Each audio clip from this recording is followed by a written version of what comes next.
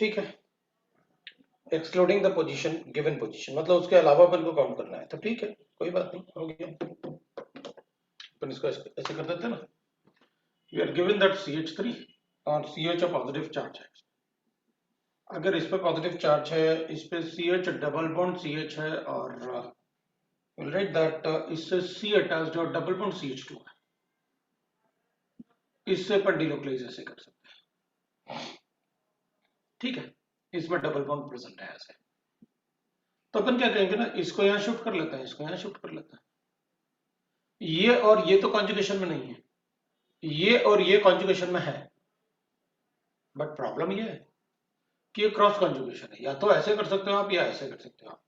तो जब मैं ये वाला बनाऊंगा ना, एक तो ये वाला, इसको तो एक्सक्लूड करना है अपन को, एक यहाँ पर एक यहाँ पर, ये बताना है अपन को, ठीक है। अपन सेकंड वाला बना देते हैं, इधर वाला तो अपन को पता है, अपन बना सकते हैं।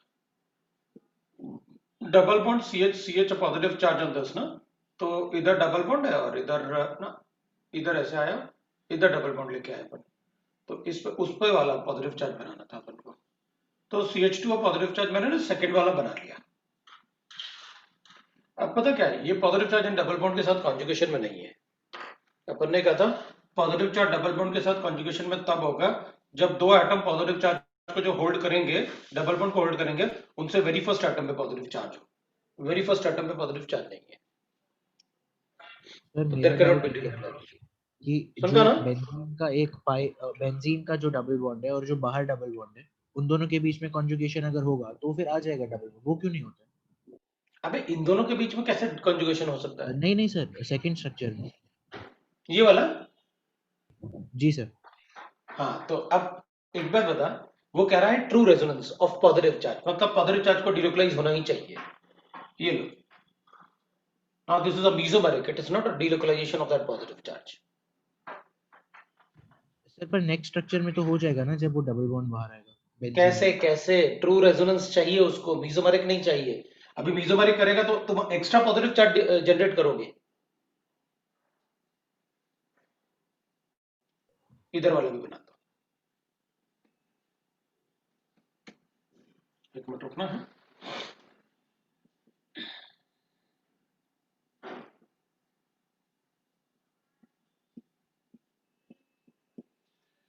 ये पॉजिटिव चार्ज इससे डिलोकलाइज हो सकता है, इससे नहीं हो सकता। हाँ सर, इस उतना पॉजिटिव समझ चार्ज, गया। हाँ हाँ सर, वो समझ गया। समझा ना?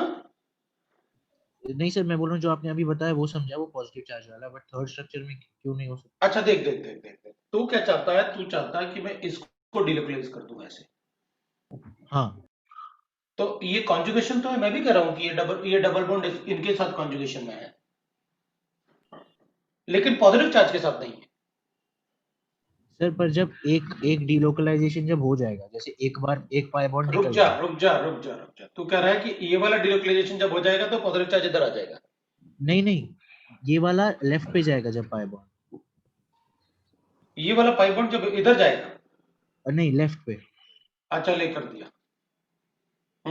अब क्या, इधर पॉजिटिव बेंजीन चार्ज का जनरेट बाहर करना? आएगा। नहीं नहीं, बेंजीन का बाहर आएगा पाई बॉन्ड। अच्छा तू चाहता है कि पॉजिटिव चार्ज बेंजीन का पाई बॉन्ड इधर शिफ्ट कर दूं, तो इधर तो पॉजिटिव चार्ज बनेगा, है ना? हाँ भाई, इस पॉजिटिव चार्ज के डिलोकलाइजेशन की बात हो रही है, वो ये थोड़ी कह रहा कि आप जनरेट करके डिलोकलाइज कर लो। पर वो वैसा बन सकता है क्या सर, मतलब जो उसने हाँ, बताया? क्यों नहीं बन सकता, बिल्कुल बन सकता है, बस ये नहीं बन सकता कि इधर एडजेसेंट एटम पे दोनों में पॉजिटिव चार्ज। बाकी ये है ना कॉन्जुगेशन में, मुझे कोई प्रॉब्लम नहीं, लेकिन अपन को बेंजीन क्वेश्चन में क्या अपना पूछा? एरोमेटिसिटी ब्रेक करेगा इसके लिए। हाँ, उससे कोई फर्क नहीं पड़ता, उसने पॉजिटिव चार्ज का डिलोकलाइजेशन पूछा है, एरोमेटिसिटी वगैरह के बारे में कुछ नहीं सोचेंगे अपन, सीधी सीधी बात है। उसने कहा बताओ ये वाला पॉजिटिव चार्ज कितने एटम पे डिलोकलाइज हो सकता है। ट्रू रेजोनेंस, ट्रू रेजोनेंस मतलब आप जनरेट नहीं करना किसी बॉन्ड को ब्रेक करके कि ये वाला, फिर तो मैं ऐसे भी कर दूंगा, ये है इसको छोड़ो ना, क्या करना है इसका अपन को, ये लो ये है पॉजिटिव चार्ज, इसकी क्या जरूरत है अपन को? But this is not a true resonance. इस पॉजिटिव चार्ज के डिलोकलाइजेशन की बात कर रहा है, कितने एटम पे होगा, समझ में आया? सर, एक लास्ट कंफ्यूजन यही है कि जब वो बाहर निकल गया बॉन्ड, तब तो उसके साथ कर सकता है कॉन्जुगेशन कुछ ऊपर वाले पॉजिटिव चार्ज के साथ। अब रुक जा, तेरा जो है ना कंफ्यूजन, मुझे लगा कि जल्दी से तू समझ जाएगा। अब बना ही लेता हूं ढंग से। ये ले, बना के देखा कैसे बनाएगा पॉजिटिव चार्ज का डिलोकलाइजेशन। इसका डिलोकलाइजेशन इनके साथ बना के दिखा। सर बना पहले सकता तो है ये क्या? जो वर्टिकल, बोलो। सर पहले वर्टिकल डबल बॉन्ड आ जाएगा उधर, पॉजिटिव ऊपर चला जाएगा ऊपर वाले स्विच। ओके, अब बना दिया।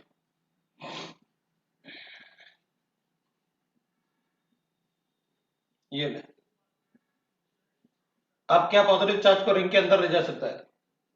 अब एक बार पाई सिग्मा पाई होगा जैसे आपने किया था अभी, अब रुकना बेंजीन रिंग है। का पाई। तुम क्या चाहते हो? तुम क्या चाहते हो कि मतलब इसको इधर ले जाऊं, हाँ सर। ऐसे ना? जी सर।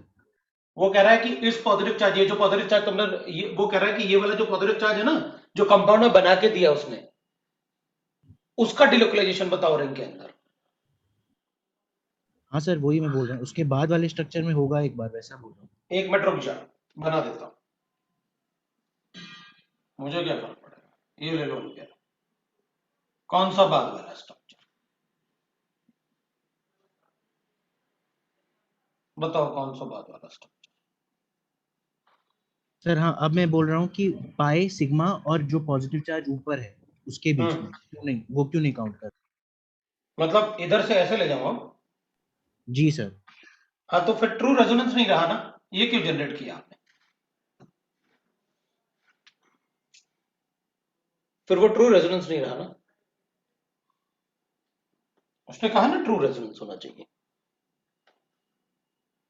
तो मतलब एक्स्ट्रा चार्जेस का जनरेशन बिल्कुल नहीं होना चाहिए। नहीं होना चाहिए, वो ठीक है ट्रू सर। रेजोनेंस नहीं आएगा ना बेटा। उसने साफ साफ लिखा ना अपन को, देखना, उसने अपन से कहा है साफ साफ, find the total number of position where the positive charge can be delocalized by the true resonance। true resonance मतलब मीसोमेरिक कंसीडर नहीं करना। और ये क्या है, ये क्या कर दिया अपन ने? चार्जेस अपीयर हो गए ना, it's mesomeric, and that is not a true resonance. मैंने आपको कहा था जब अपन से पूछा जाए तो आप मीसोमेरिक और रेजोनेंस में डिफरेंस बताना, ठीक है ना? सर ठीक है। तो अपन अपीयर नहीं कर सकते इस, ये जैसा बना हुआ है इसी में आप बताओ कि कहां कहां जा सकता है वो अपना क्वेश्चन है। दूसरा क्वेश्चन जो तूने भेजा है मुझे, वो है, एक मिनट देख लेता हूं, वो है, वो रुक जाते हैं पर, वो रुक जाते हैं पर, वो रुकेंगे दूसरा क्वेश्चन बताने के लिए। हाँ, अब लास्ट टाइम मैंने तुम्हें कुछ क्वेश्चंस दिए थे, लास्ट में अपन ने कुछ क्वेश्चंस छोड़े थे ना मैंने, जो आपको बताने थे। हाँ सर रेजोनेंस वाला। हाँ, तो एक तो मैंने ऐसे बनाया था कि इसके रेजोनेटिंग स्ट्रक्चर बनाओ, मेरे ख्याल, अब तुम मुझे बता देना अगर मैंने भूल गया तो, क्योंकि उसके बाद फिर काफी क्लासेस हो गए तो पता नहीं, मुझे जैसे मालूम था ऐसा कुछ दिया था मैंने एक। हाँ सर यही था। ये था ना एक? और एक हाँ बीटा नैप था एक। हाँ, याद आया मुझे। चलो बताओ, कितने कितने बने दोनों के रेजोनेटिंग पेनॉक्साइड आयन की 5 बनी, इसके 5 फिनोक्सिस स्ट्रक्चर? में 5 5 बनी। एक बार बना के देख लूं मैं 5, एक बार बना के देख लेता हूं। इधर डिरिप्लेस करूंगा, इधर नेगेटिव चार्ज आएगा, ठीक है, डबल बॉन्ड O बन गया, ये हो गया।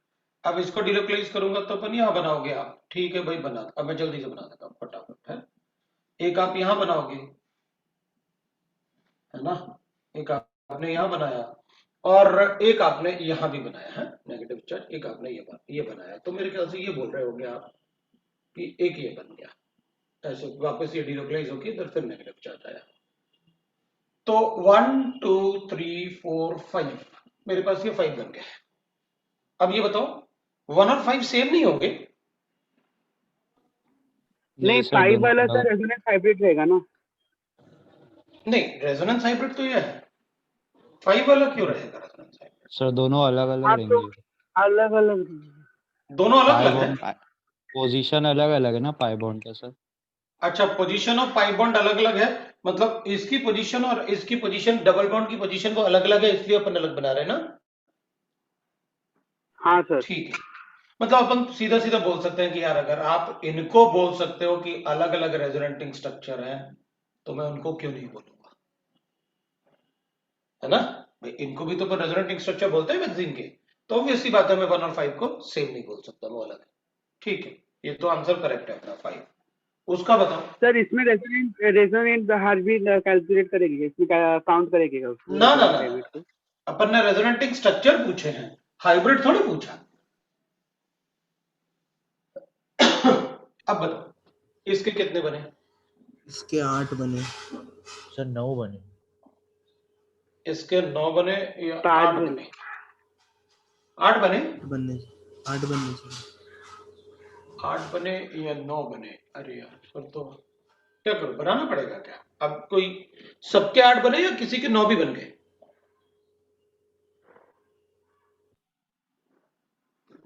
सबके 8 बने तो सही होगा, फिर मुझे बनाने की जरूरत मेरे क्या 9। है? लो भाई, उसने अलग बता दिया, मतलब सब गड़बड़ कर दिया। अब अपन को बना के देखने ही पड़ेगा। ठीक है, कोई बात नहीं, अपन देख लेते हैं बना के।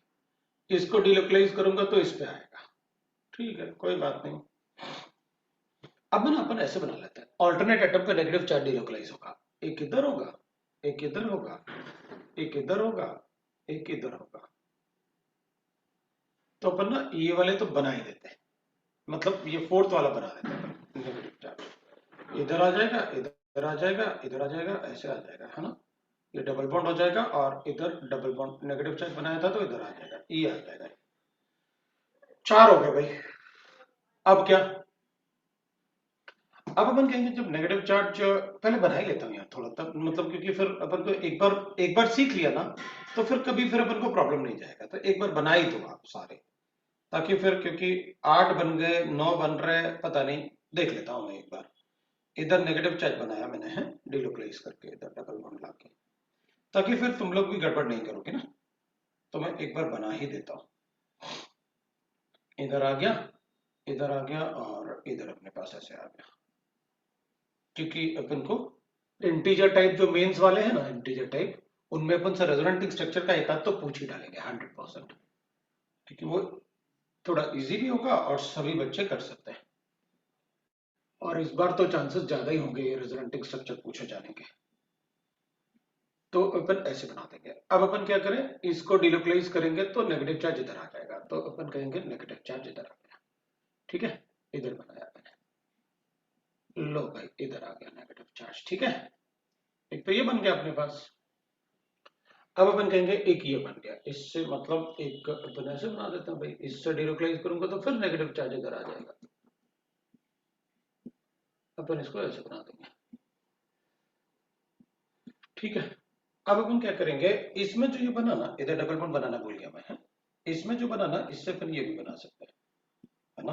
बॉन्ड के पोजीशन ऐसे ही रखते हैं इनको, और ये इधर बना देता हूं मैं। तो इधर डबल बॉन्ड बनेगा तो इधर नेगेटिव चार्ज आएगा, एक ये भी बनेगा और एक ये भी बनेगा, है ना। अब अपन एक ये भी बनाएंगे, ये बना, ये बना, ये बना, और आपने ये बनाया और इधर ये बना के वो नेगेटिव बनाया। कितने बन गए? 1 2 3 4 5 6 7 8 9 बने हुए। तुम बता दो कौन सा एक जैसा है। बॉन्ड के पोजीशन का ध्यान रखना, लेकिन अगर इसमें भी नेगेटिव चार्ज ऑक्सीजन पे, इसमें भी ऑक्सीजन पे, इसमें भी ऑक्सीजन पे, लेकिन सभी में बॉन्ड के पोजीशन डिफरेंट है भाई। अब देख लो, इधर डबल बॉन्ड नहीं है, ये सिंगल बॉन्ड है। देख लो मैंने कैसे बनाया और आपने क्या गलती की थी वो देखो, इसलिए मैंने एक बार बना के दिखा दिया। बना के देख ही लेते हैं, 8 मार्क्स का क्वेश्चन होगा। समझ में आया सबको?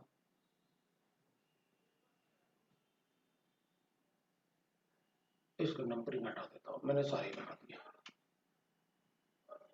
ये लो, आप देख लो कोई सेम नहीं है। बॉन्ड के पोजीशन का ध्यान रखना, अभी अभी बताया आपने कि बॉन्ड के पोजीशन अगर डिफरेंट डिफरेंट होंगे तो डिफरेंट आइसोमर्स होंगे।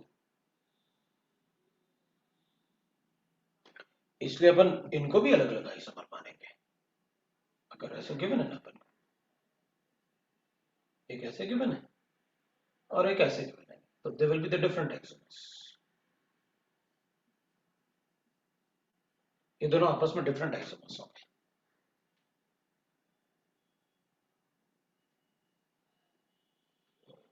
भाई इसमें कॉमन कार्बन एटम के बीच में है ना डबल बॉन्ड, इसमें कॉमन कार्बन एटम के बीच में नहीं है, दे डिफरेंट आइसोमर्स। लेकिन अगर अपन ऐसे लिखेंगे ना इसको, ऐसे अपन कहेंगे एक ऐसे बना दिया,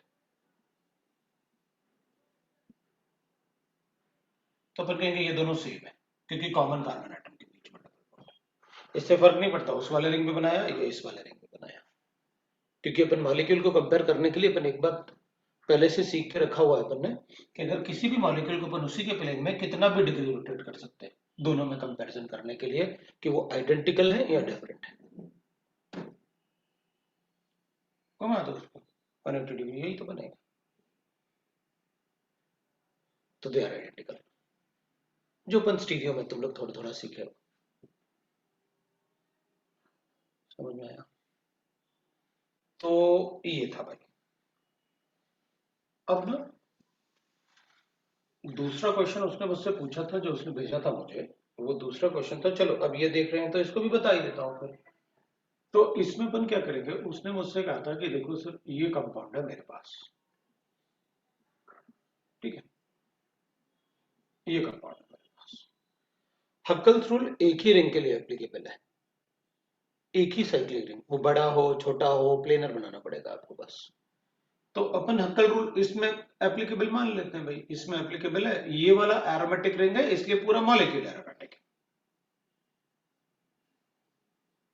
मतलब मैं कहूंगा कि ये वाला मॉलिक्यूल एरोमेटिक, ये वाला ऐसे बनाऊंगा अपन, एंथ्रेसीन बनाएंगे ना अपन ऐसे, तो ये मॉलिक्यूल इसलिए एरोमेटिक है क्योंकि इसमें एक रिंग मुझे एरोमेटिक दिख रहा है बेंजीन जैसी, साइक्लिक डिलोकलाइजेशन ऑफ 6 इलेक्ट्रॉन्स, इसलिए मैं उसको एरोमेटिक बोल दूंगा।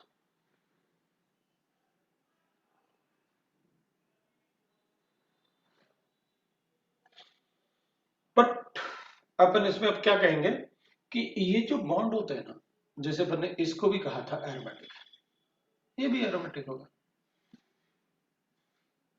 डेकालीन है ना, डेकालीन इज ऑल्सो एरोमेटिक। तो अपन क्या कहेंगे कि भाई ये एरोमेटिक इसलिए है क्योंकि इसमें बेंजीन जैसे एक बना हुआ है। तो अपन कहेंगे इसमें तो 8 इलेक्ट्रॉन का कॉन्जुगेशन है, एंटी एरोमेटिक नहीं बोल सकते, नहीं। Huckel rule is applicable only for one ring, वो कितना भी बड़ा कितना भी छोटा हो सकता है, छोटा मतलब 3 मेंबर अपन बनाएंगे मैक्सिमम, ठीक है। ये जो एक्स्ट्रा बॉन्ड होता है ना, जो एरोमेटिसिटी को डिस्टर्ब करते हैं, क्योंकि इसके साइक्लिक डिलोकलाइजेशन को डिस्टर्ब करेगा ना, और कभी कभी उधर की तरफ भी जाएगा क्योंकि वो कॉन्जुगेशन में तो है। अपन तो साफ साफ बोलते हैं भाई, whenever the orbitals are in the same plane they have tendency to mix up, mixing of orbital is a exothermic phenomena। तो अपन कहेंगे ये ऑर्बिटल मिक्सिंग तो पक्का होगा भाई, तो अपन कहेंगे ठीक है, अगर यहां मिक्सिंग होगा तो दिस इज एरोमेटिक। तो अब ये जो बॉन्ड्स होते हैं, वैसे अपन को कभी पाई बॉन्ड जो होगा ना, जो एरोमेटिसिटी के साथ कॉन्जुगेशन में होते हैं, is called transannular bond, इसको अपन कहते हैं ट्रांस एनुलर बॉन्ड। वैसे जरूरत नहीं है उसको सोचने की, मैं भी सोच रहा था बताऊं बोलूं ना बोलूं, क्योंकि वो शायद ही अपन से कभी पूछेंगे। It is called transannular bond. So it means that these are trans annular bond। मतलब अगर आप मुझे 2 मोल हाइड्रोजन दे दो तो मैं ये वाले दोनों डबल बॉन्ड को इजीली रिड्यूस कर लूंगा, इनको उतना इजीली रिड्यूस नहीं कर पाऊंगा, दे आर एरोमेटिक स्टेबलाइज्ड। ये दोनों, अब जैसे अपन को पता है बेंजीन रिंग है, बेंजीन रिंग का रेजोनेंस एनर्जी होता है 36 किलो कैलोरीज पर मोल, ये एरोमेटिक है। अगर इसके बदले पर ने पढ़ा कि भाई 3 बॉन्ड अगर ऐसे लिखो आप लीनियरली, तो दिस इज 8 किलो कैलोरीज पर मोल, वो इतना डिफरेंस, 3 बॉन्ड का कंजुगेशन तो इधर भी है, लेकिन ये एरोमेटिक है, एरोमेटिक सिर्फ साइक्लिक कंपाउंड्स में होता है, अपन को पता है। इसका रेजोनेंस एनर्जी 60 किलो कैलोरीज पर मोल है। अगर दोनों रिंग एरोमेटिक होते तो 72 होना चाहिए था, ये 84 किलो कैलोरीज पर मोल है। तो देख के एक बात तो समझ में आ रहा है, इसमें 24 ऐड कर दिया दोनों बॉन्ड के लिए, फिर 24 ऐड कर दिया दोनों बॉन्ड के लिए। और अगर अपन ऐसे लिखें, this is phenanthracene, we know that, है ना, फेनेंथ्रासीन होता है 91 किलो कैलोरीज पर मोल। फेनेंथ्रासीन अपन सबको पता है, नैप्थलीन, एंथ्रासीन, फेनेंथ्रासीन। ये दोनों रिंग एरोमेटिक नहीं है, ये तो पता चल गया, वो पहले से ही पता था, वो मैंने आपको बता दिया। ट्रांसएनुलर बॉन्ड होते हैं वो उसके एरोमेटिसिटी में, उसको डिस्टर्ब करेंगे उसका एरोमेटिसिटी, लेकिन कॉन्जुगेशन बढ़ेगा। whenever the orbitals are in the same plane they always have tendency to mix up. Mixing of orbital is exothermic phenomena. तो अगर सिर्फ ये रिंग एरोमेटिक है, वो नहीं है, तो बॉन्ड लेंथ इक्वल नहीं होंगे। वो इसमें टेक पार्ट करेगा तो फिर इनके बॉन्ड लेंथ इक्वल नहीं रह जाएगा। इसका बॉन्ड लेंथ तो इक्वल है, कार्बन कार्बन डबल बॉन्ड ना, that is equal to 1.42 angstrom unit, ये तो इक्वल हो। इसमें सारे बॉन्ड लेंथ इक्वल नहीं हो पाएंगे क्योंकि ये इससे डिस्टर्ब हो रहा है, इसके carbon carbon bond length equal नहीं हो सकते। क्यों? क्योंकि अगर मैं चाहूं तो इन दोनों का कॉन्जुगेशन अलग शो कर सकता हूं और इनका कॉन्जुगेशन अलग हो सकता है, होगा नहीं। क्यों? Whenever the orbital in the same plane, आप मिक्सिंग नहीं रोक सकते, वो तो होगा ही होगा। ओवरऑल एनर्जी तो लिबरेट होगी ना। जैसे अपन ने पढ़ा पहले कि भाई अगर ये है, इसमें क्या carbon carbon bond length equal है? नहीं, मीजोमेरिक में कभी हो ही नहीं सकते carbon carbon bond length equal. Mesomeric phenomena में कभी बॉन्ड लेंथ इक्वल नहीं हो सकता, वो तो रेजोनेंस में होता है। ये resonance phenomena, carbon carbon bond length are equal, वो भी तब जब सेम टाइप ऑफ एटम पर डिलोकलाइजेशन। नहीं तो अपन कहेंगे ये भी तो रेजोनेंस फिनोमेना है, बताओ इक्वल है, नहीं इसमें भी नहीं। ऑब्वियसली बात है, कार्बन और नेगेटिव पे नेगेटिव चार्ज का स्टेबिलिटी अलग अलग होगा, लेकिन ये रेजोनेंस फिनोमेना है because the charge, number of bonds, everything remains same, so it is resonance. अगर चार्जेस अपीयर और डिसअपीयर होंगे तो इट इज मीजोमेरिक। अब इसके बॉन्ड लेंथ सभी इक्वल तो नहीं होने वाले, ठीक है ना, इसके बॉन्ड लेंथ सारे इक्वल नहीं होंगे, ठीक है। तो फिर बॉन्ड लेंथ तो इक्वल नहीं होंगे, फिर क्या करें अपन? तो अपन कहेंगे भाई ठीक है, तो बॉन्ड लेंथ अलग अलग होंगे उसके, अगर इक्वल नहीं होंगे तो कैसे याद रखें, ठीक है ना। एक्चुअली ये बॉन्ड लेंथ वाला पार्ट ना, इसका ये एक बुक में गिवन है, दैट इज सम सीरीज में गिवन है कि ये इक्वल नहीं होते, तो अपन क्या करते हैं, मतलब उसको याद रख लेता हूँ, मुझे भी वैसे याद रहता है, तुम भी वैसे याद रख लो भाई। इसमें ना एक ऐसे स्टार जैसे खेलते हैं ना अपन, ऐसे बना देना, ठीक है ना। तो यहां पर इसको 1 2 और 3 लिख देते हैं अपन, ये 4 हो जाता है। 1 वाला बॉन्ड लेंथ सबसे बड़ा होगा और 4 वाला बॉन्ड लेंथ सबसे छोटा होगा। तो ऐसा कुछ स्टार बनाने की वजह से नहीं है, तो वैसे नंबर मैंने देखा, उसके नंबरिंग वैसे नंबर्स जो है, बॉन्ड लेंथ जो है, मैंने पहले लिखा कि भाई इसका जैसे अपन वो करता है ना। अगर इसकी आईयूपैक नंबरिंग, तो मैंने आईयूपैक नंबरिंग में तो बताया आपको, इसको, इसकी नंबरिंग हमेशा यहां से शुरू होगी।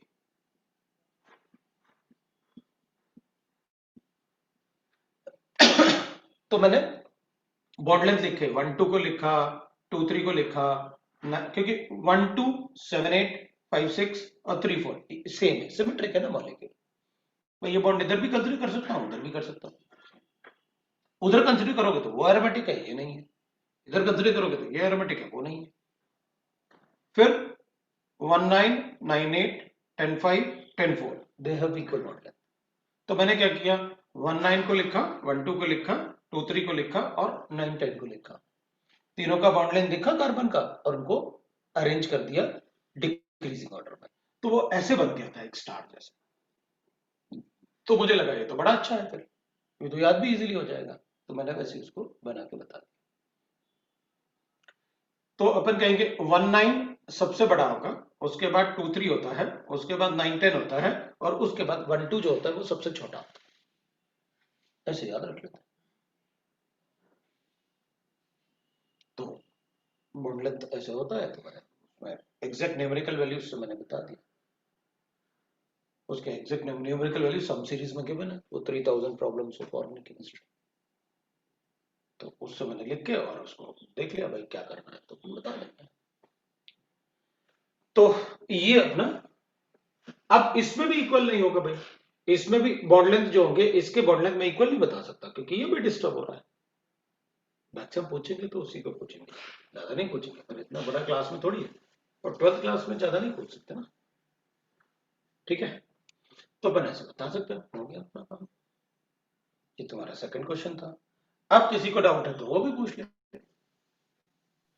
सर इसमें हम लोग ने बोला कि बॉन्ड लेंथ इक्वल नहीं होती, लेकिन अगर हम लोग अलग अलग रिंग का डिलोकलाइजेशन ले, जैसे कि बेंजीन का अपने में डिलोकलाइजेशन ले और वो डबल बॉन्ड का अपने अलग में अलग रिंग को delocalization- ऐसे बनाओ, अलग अलग रिंग में कैसे, ऐसे बनाओगे तब लोगे, ऐसे अलग अलग तोड़ के बनाओगे ऐसे।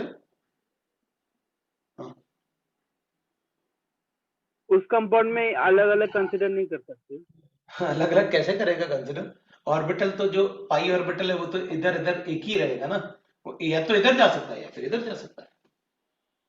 हाँ ठीक है। और सर हाँ, और एक डाउट था, अगर बोल। किसी कंपाउंड में रेजोनेंस है और उसमें हेटेरो एटम है, तो जब पार्शियल डबल बॉन्ड कैरेक्टर रहेगा वो सेम रहेगा हेटेरो एटम का और कार्बन कार्बन का, पॉसिबल ही नहीं है। अलग अलग। चलो अपन ऐसे करते हैं, रेजोनेंस एनर्जी जैसे तुम बोल रहे हो उसके हिसाब से कर लेते हैं। मेरे पास ऐसे कंपाउंड्स के, मैं सोच रहा था इलेक्ट्रोफिलिक एरोमेटिक में चेक कर लेंगे ना, एक साथ बहुत सारा पढ़ेंगे तो प्रॉब्लम ना हो। हेटेरो एटम में अपन ऐसे कर लेंगे, इसमें अपन रेजोनेंस एनर्जी चेक कर लेते हैं। मान लेते हैं अपन ऐसे रेजोनेंस एनर्जी की बात कर लेते हैं। पहले मैं इन दोनों में ही कर लेता हूं, इन दोनों में रेजोनेंस एनर्जी किसकी ज्यादा होगी। तो अपन कहेंगे भाई ठीक है, डिलोकलाइजेशन चेक कर लेते हैं, दोनों ही एरोमेटिक है। अगर दोनों ही एरोमेटिक है तो अपन कहेंगे ठीक है भाई, इसमें डिलोकलाइजेशन ना थोड़ा मुश्किल होगा। क्यों? इलेक्ट्रॉन मुझे लेके जाने हैं इलेक्ट्रोनेगेटिव एटम से, ये थोड़ा रिलेटिवली ज्यादा अच्छा इलेक्ट्रॉन डोनर होगा, तो इसका रेजोनेंस एनर्जी थोड़ा ज्यादा हो जाएगा, क्योंकि ये ज्यादा अच्छा डिलोकलाइज हो जाएगा, क्योंकि वो इलेक्ट्रॉन दे रहा है ना। ये इलेक्ट्रोनेगेटिव एटम है, सारे इलेक्ट्रॉन डेंसिटी को अपने पास ही रखना चाहेगा, इलेक्ट्रॉन नहीं देगा तो डिलोकलाइजेशन थोड़ा कम हो जाएगा, मिक्सिंग ऑफ ऑर्बिटल थोड़ा कम हो जाएगा, तो इसकी रेजोनेंस एनर्जी कम हो जाएगी इससे।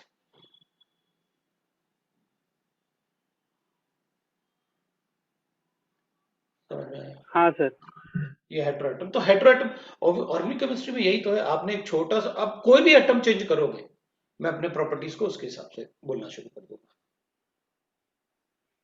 तो पार्शियल डबल बॉन्ड कैरेक्टर दोनों में से किसमें ज्यादा रहेगा? ए वाले में ना? जिसमें डबल बॉन्ड कैरेक्टर जो होगा, अपन कहेंगे कि डबल बॉन्ड कैरेक्टर ज्यादा किसमें होगा, जिसमें डिलोकलाइजेशन कम हो रहा होगा, उसके कार्बन कार्बन जो डबल बॉन्ड बने थे ना, उनमें डबल बॉन्ड कैरेक्टर थोड़ा ज्यादा,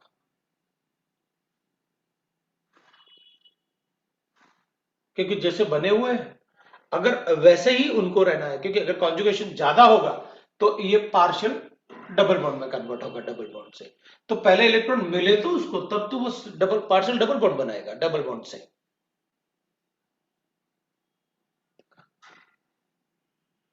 हाँ सर समझे। अब बताओ, तो resonance energy of pyrrole will be more than furan.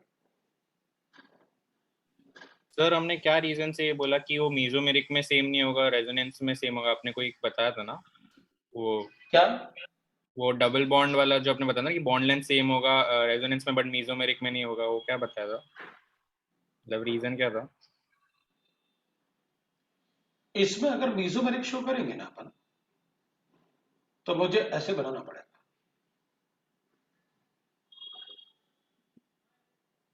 ये 1 है ये 2 है, बताओ दोनों में से ज्यादा स्टेबिलिटी किसकी होगी? पहले वाले की। हाँ, तो फिर जब स्टेबिलिटी अलग अलग है तो बॉन्ड कैसे बता सकते हैं कि अपन ये वाला बनेगा? इसका मतलब है life of this is more ना, ठीक है सर, समझा था। हाँ। बताओ भाई, जीओसी में अगर और कोई कंसेप्चुअल डाउट है तो बताओ, नहीं तो शीट से जो भी आपको सॉल्व करने के दिए थे वो आप डिस्कस कर सकते हो, या फिर पढ़े आज और नेक्स्ट क्लास में डिस्कशन। नेक्स्ट क्लास में डिस्कस करते हैं। हाँ सर, अभी नेक्स्ट मुझे क्लास में पता पूरा था ही अगर डिस्कशन मैंने होगा। बोल दिया ना कि नेक्स्ट क्लास में डिस्कशन, तो नेक्स्ट में ही होगा फिर। ठीक है, कोई बात नहीं, अपन आज पढ़ते हैं। फिर अपन जीओसी 2 पढ़ लेते हैं, मतलब इसमें ना एसिडिक और बेसिक स्ट्रेंथ पढ़ने हैं। ठीक है, तो अपन जीओसी 2 की बात करते हैं। सर SIR वो इसमें GOC 1 में है, अलग सेक्शन ही है उसका। किसका? अच्छा, स्टेरिक एसआईआर इफेक्ट एलिमिनेशन। है ना, तो बता देते ना उसमें क्या है। चलो लो देख लो, उसमें एसआईआर इफेक्ट,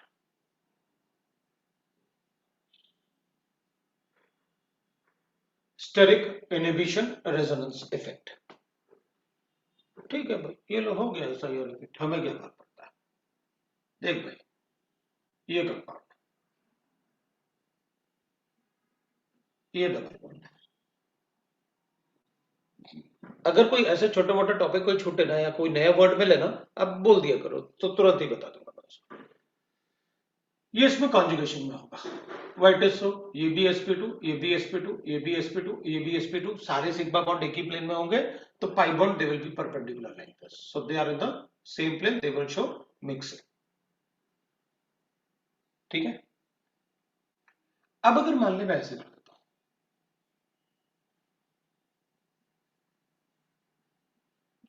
और इसमें ना CH3 लगा देता हूं, क्या होगा? अभी CH3 के कार्बन इसको रोटेट करने से, अब CH3 का तो अपना कोई प्लेन था ही नहीं भाई, वो ऐसे था, और CH3 तो पहले से ही ऐसे टेट्राहेड्रल अटैच था, वो उधर भी टेट्राहेड्रल अटैच। प्लेनर कौन था? NO2 प्लेनर था। अब जब इन दोनों का इससे रिपल्शन होगा ना, तो ये बॉन्ड जो है ना, रिपल्शन की वजह से ये वाला बॉन्ड ब्रेक हो, ये वाला बॉन्ड जो होगा वो घूम जाएगा ऐसे। मतलब पहले NO2 जो रिंग से ऐसे अटैच था, वो ऐसे अटैच था रिंग से पहले, तो अपन क्या कहेंगे, ऐसे अटैच था, तो इनसे रिपल्शन की वजह से ये ऑक्सीजन के साथ रिपल्शन शो करेंगे, तो ये वाला सिंगल बॉन्ड, जैसे पहले ये पार्शियल डबल बॉन्ड था, तो पार्शियल इतना ज्यादा रिपल्शन हो गया कि energy, potential energy of the molecule बढ़ गई। तो अब क्या हुआ कि ये बड़ा मुश्किल हो गया इसके साथ एग्जिस्ट करना यहाँ पर, because of the steric repulsion, तो ये मॉलिक्यूल ऐसे रोटेट हो गया, मतलब ऐसे हो गया परपेंडिकुलर। अब अगर ऐसे रोटेट हो जाएगा ये, तो अब क्या होगा कि ये वाले पाई बॉन्ड जो ऐसे थे ना पहले इसके प्लेन में, अब जब ये रोटेट हो गया तो ये वाले पाई बॉन्ड ऐसे हो गए, तो इसके पाई बॉन्ड ऐसे हो गए, और ये तो ऐसे ही रहेंगे बेंजीन, ये तो प्लेनर है भाई, इसके रोटेशन से तो कोई फर्क भी नहीं पड़ सकता। रीजन, क्योंकि इसका तो कोई प्लेन था ही नहीं, ये तो sp3 पहले ही थे, सो इनसे कोई फर्क नहीं पड़ने वाला। रिपल्शन से ये अपना प्लेन चेंज करेगा, अगर ये अपना प्लेन चेंज करेगा तो इसका यहां पर जो -m था,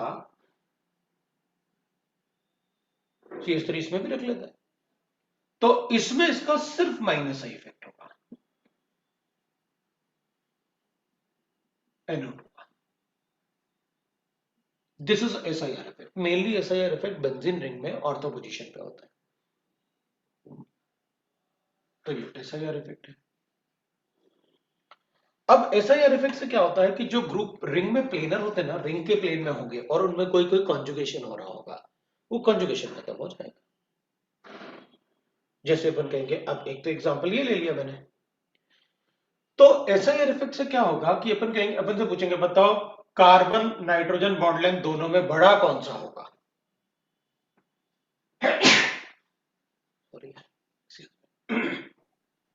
तो अपन कहेंगे यहां पर ना, यहाँ तो बहुत ठंड है यार जहां पर मैं आया हूं, तो बिहार वगैरह में भी काफी ठंड होगी ना, मुंबई में तो अपन को ठंड लगती नहीं, एकदम तो बहुत ठंड है यूपी में, तो ठंड से परेशान हो गया। चलो देखते हैं, तो अपन क्या करेंगे, इधर ना इसको शिफ्ट करेंगे तो पार्शियल डबल बॉन्ड, ऑब्वियस सी बात है। अब इधर तो ये नहीं हो पा रहा ना, क्योंकि वो तो डिफरेंट प्लेन में है, और नहीं होगा तो कार्बन नाइट्रोजन सिंगल बॉन्ड होगा, तो ये सिंगल बॉन्ड है, ये पार्शियल डबल बॉन्ड है। अब ऑब्वियसली बात है, अपन कहेंगे ये पार्शियल डबल बॉन्ड है अगर, तो एक तो यही पूछ सकते हैं अपन से। दूसरा क्या करेंगे, अपन इसमें OH लगा देते हैं, तो फिनॉल का एसिडिक स्ट्रेंथ पूछ सकते हैं अपन से। फिर अपन से, अपन को ये मैं हटा देता हूं, आपको ये ग्रुप ये तो याद हो गया कि क्या होगा। फिर मैं ऐसे कर देता हूं, अपन को पता है ArSN2 रिएक्शन होता है ना। ArSN2 रिएक्शन कब होता है, जब ऑर्थो या पैरा पे NO2 ग्रुप हो और उसका -M होना चाहिए। तो अपन कहेंगे ArSN2 रिएक्शन इसमें होगा, उसमें नहीं होगा। क्यों, क्योंकि उसमें NO2 का सिर्फ -A इफेक्ट है, और ArSN2 के लिए -M होना कंपलसरी है। उसमें या तो CN होना चाहिए ArSN2 रिएक्शन के लिए, या फिर NO2 होना चाहिए। पता चल गया, ठीक है ना। तो एक तो ये हो गया। दूसरा अपन कहेंगे देखो भाई हमारे पास ऐसे है,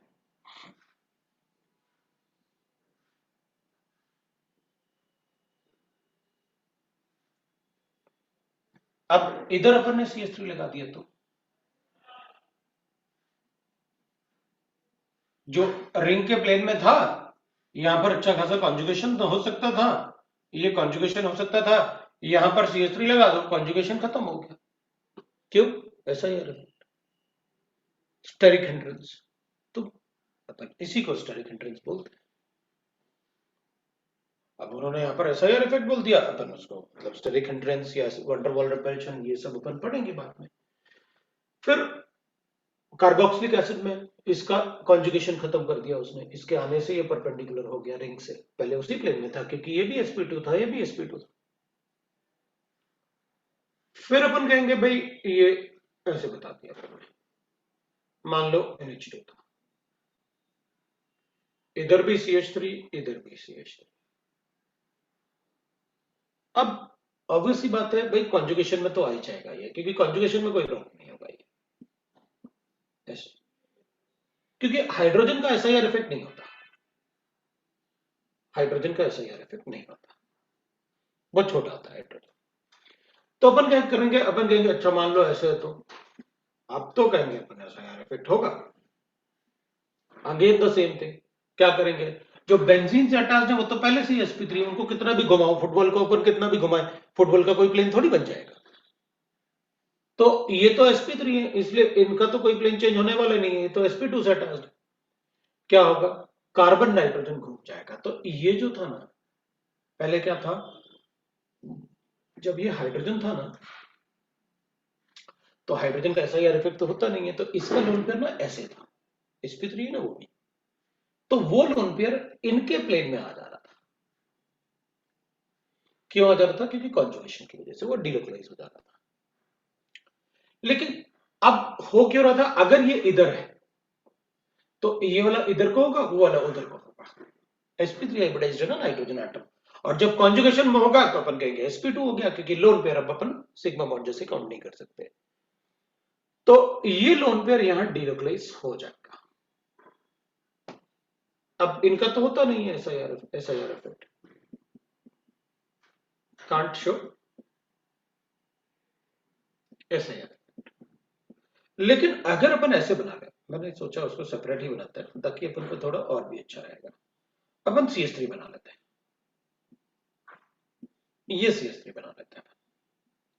अब अगर अपन CH3 बनाएंगे तो इनमें तो SIR इफेक्ट होगा, क्योंकि वो तो दोनों के वंडरवॉल रेडी, अपन को SIR इफेक्ट के लिए वंडरवॉल रेडियस कंसीडर करना होता है, मतलब उसके एक्चुअल साइज से 4 टाइम्स। तो अपन क्या करेंगे, इसका लोन पेयर अब क्या होगा, इनके रिपल्शन की वजह से जो ये हाइड्रोजन बोर्ड के प्लेन में थे ना, रह सकते थे क्योंकि उनका तो SIR होता नहीं। तो ये अगर ये दोनों बोर्ड के प्लेन में थे ऑलमोस्ट, तो अपन कहेंगे ये बोर्ड से परपेंडिकुलर था, और इसके पाई बॉन्ड भी बोर्ड से परपेंडिकुलर थे, तो वहां पर डिलोकलाइजेशन था। लेकिन जैसे ही अपन ऐसे करेंगे तो ये तो बोर्ड से परपेंडिकुलर, मतलब ऐसे हो जाएंगे, परपेंडिकुलर हो जाएंगे। तो अगर ये बोर्ड से परपेंडिकुलर हुए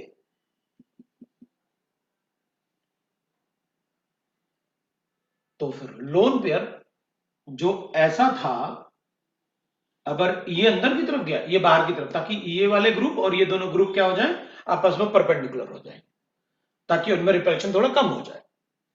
तो ये जो लोन पेयर ऐसा था ना, अगर ये अंदर जाएगा ये बाहर आएगा तो ये ऐसे हो जाएगा, क्योंकि वो अंदर चला गया वो बाहर आ गया, तो इसका लोन पेयर ना बेंजीन रिंग के प्लेन में आ गया। तो अपन कहेंगे फिर तो जो ये वाला ऐसे पाई बॉन्ड है ना वो इसके लोन पेयर से कॉन्जुगेशन में नहीं जाएगा, बिकॉज ऑर्बिटल जो एक ही प्लेन में होते हैं वही कॉन्जुगेशन में जाते हैं। क्या बोलेंगे अपन, ये वाला नाइट्रोजन एटम sp3i अभी कॉन्जुगेशन में जा ही नहीं रहा, तो क्या करें फिर लोन पेयर को कंसीडर करेंगे वहां पर, और sp3 होगा तो अपन कहेंगे क्योंकि इसका लोन पेयर अच्छा कॉन्जुगेशन में नहीं जा रहा है इसलिए आप sp3 बोल रहे हो उसे, जबकि ये sp2 है क्योंकि उसका लोन पेयर कॉन्जुगेशन में जा रहा है। This is SIR effect. इस SIR इफेक्ट को अपन पढ़ते हैं किस नाम से, इसमें ऑर्थो इफेक्ट, इसमें भी ऑर्थो इफेक्ट, इधर SIR इफेक्ट, सिस ट्रांस के ज्योमेट्रिकल आइसोमर में स्टेबिलिटी के लिए फिर SIR इफेक्ट, SIR इफेक्ट रहता है रिपल्शन की वजह से। तो ये इस टाइप से अपन क्वेश्चन सॉल्व करेंगे SIR इफेक्ट के। सर बोलो।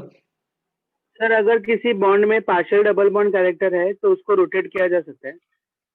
अगर किसी बॉन्ड में पार्शियल डबल बॉन्ड, हाँ भाई आप बॉन्ड एनर्जी और पार्शियल डबल बॉन्ड तो कम ही होगी ना डबल बॉन्ड से, भाई इसको ब्रेक करना तो मुश्किल ही होगा ना इससे, तो अपन ने रोटेशन नहीं कहा कि इसमें रोटेशन होगा, नहीं होगा। हाँ अगर उसमें स्टेरिक हिंड्रेंस है तो फिर भाई ये वाला कैरेक्टर कम हो जाएगा, जो पार्शियल बॉन्ड बना रखा है ना वो कैरेक्टर भी कम हो जाएगा। हाँ अरे यार अभिषेक उसने याद नहीं दिलाया अपन को, अच्छा वो कर रहा है ना रिकॉर्डिंग, तो मैं थोड़ी कर रहा हूँ, मुझे लगा मैंने ना उसमें वैसे व्यू रखा है, गैलरी व्यू रखा हुआ है, और फिर वो छोटा सा वैसे आता है रिकॉर्डिंग और गड़बड़ हो जाता है सब। ठीक है वो रिकॉर्डिंग कर रहा है, उसको पूरा व्यू करना होगा, ठीक है। हाँ तो फिर मुझे कोई प्रॉब्लम नहीं। चलो तो ये अगर पार्शियल डबल बॉन्ड है, स्टेरिक हिंड्रेंस से उतना ज्यादा एनर्जी जनरेट हो जाएगा कि ये पार्शियल बॉन्ड कैसे हो जाएगा, सिंगल बॉन्ड जैसे हो जाएगा। एनर्जी होगी तो बॉन्ड टूटेंगे ना, तो पहले वही टूटेगा जो पार्शियल रहा होगा।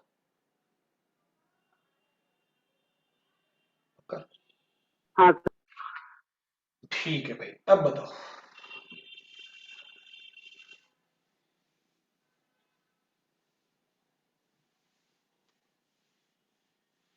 अरे तुम लोगों का शाम को 2 बजे से 6 बजे तक क्लास होती है क्या, 2 से 6 के बीच में?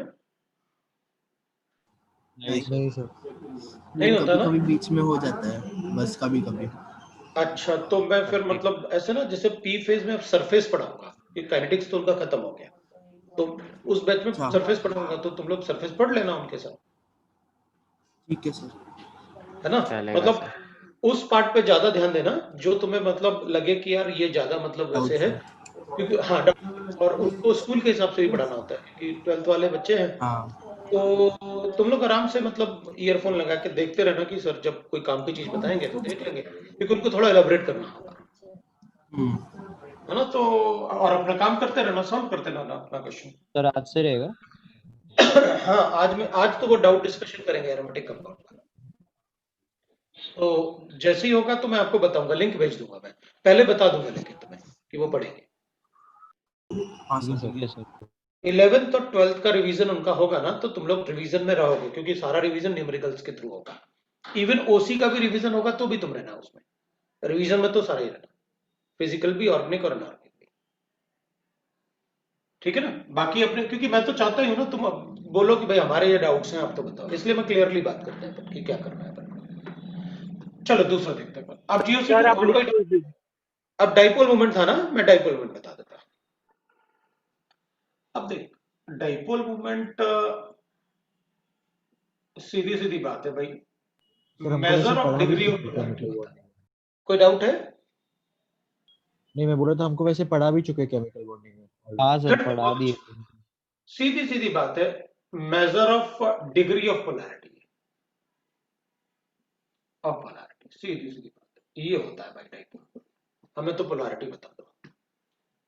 अपन ने ये भी पढ़ा ना, mu is equal to delta into D, हाँ सर। लेकिन ये फॉर्मूला सिर्फ that is for diatomic molecules, बाकी के लिए नहीं होता वैलिड एप्लीकेबल। अगर वाटर होता है तो अपन क्या करते हैं, पहले एक का रिजल्टेंट डाइपोल मोमेंट कैलकुलेट कर लेते हैं, फिर उससे पोलैरिटी बताते हैं कि इस पे 2 डेल्टा नेगेटिव चार्जेस होंगे, तो इसको डेल्टा कैलकुलेट करते हैं एक बॉन्ड का, फिर 2 से मल्टीप्लाई करके अपन 2 डेल्टा बता देते हैं। तो वो सारे पार्ट आप केमिकल बॉन्डिंग में डिस्कस कर चुके हो, तो मैं सीधा ऑर्गेनिक पे आता हूं। फिर देख भाई, ऑर्गेनिक में अगर आप कहोगे कि इसका डाइपोल मोमेंट, मैं थोड़ा सा एलिफेटिक टाइप भी ले लेता हूं ताकि अपन सारे ही कंप्लीट कर लें। तो CH3 CH2 Cl2 का ज्यादा होगा, CHCl3 से ज्यादा होगा CCl4 से, मुझे नहीं लगता किसी को डाउट होगा। CH3Cl का ज्यादा होगा CH3F से, CH3F का ज्यादा होगा CH3Br से, इसका ज्यादा होगा CH3I से। डाइपोल मोमेंट HF का ज्यादा होगा HCl से, ज्यादा होगा HBr से, ज्यादा होगा HI से। किसी को डाउट है ऐसा क्यों? डाइपोल मोमेंट मैंने लिखा major of degree of polarity, bond में पोलैरिटी होना चाहिए, और बॉन्ड में पोलैरिटी तब आती है जब ये बॉन्ड इसकी तरफ शिफ्ट हो। इसका साइज छोटा होने की वजह से बॉन्ड लेंथ पहले से ही छोटा है, तो मूवमेंट ऑफ इलेक्ट्रॉन ज्यादा नहीं होता इसमें। जब तक मूवमेंट डाइपोल मोमेंट का मतलब ये दोनों तरफ एक इलेक्ट्रॉन का मूवमेंट की वजह से डाइपोल जनरेट हो, इलेक्ट्रॉन के मूवमेंट की वजह से डाइपोल जनरेट हो, उसी को कहते हैं अपन डाइपोल मोमेंट, राइट। तो ये बॉन्ड लेंथ ऑलरेडी छोटा है, तो अपन कहेंगे अच्छा तो फिर इसमें ऐसा क्यों किया, उसमें अगर ऐसा बताया, और ये C2H5 के लिए भी एप्लीकेबल है CH3 के अलावा। इसमें मैंने इसलिए किया कि proton is already electron donor, वो तो चाहता है यार तुम ले ही जाओ मेरा इलेक्ट्रॉन। कार्बन ऐसा नहीं है, कार्बन और उसमें ऑर्बिटल ओवरलैपिंग है, PP ओवरलैपिंग, वो ज्यादा स्ट्रांग होगा sp ओवरलैपिंग से,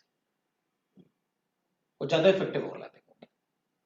तो अपन क्या करेंगे, ये तो चाहता है कि मेरा कोई इलेक्ट्रॉन ले जाए, इसलिए प्रोटॉन को हम कभी दूसरे और से किसी और से कंपेयर नहीं करते। भाई हाइपर कॉन्जुगेशन प्रोटॉन दिखा सकता है, बाकी थोड़ी दिखा सकता है कोई, कि वो प्रोटॉन पॉजिटिव चार्ज रखना चाहता है। सो इसमें गलती नहीं करना कि चलो अच्छा ऐसा इसमें होता होगा तो इसमें भी होता, अगर C2H5 दोगे तब भी मैं वही लिखूंगा। डाइपोल मोमेंट अगर मुझे ऐसे गिवन है तो इसका डाइपोल मोमेंट इससे कम होगा, ऑब्वियसली बात है, दोनों में हाइपर कॉन्जुगेशन, नेगेटिव चार्ज, इसमें भी हाइपर कॉन्जुगेशन,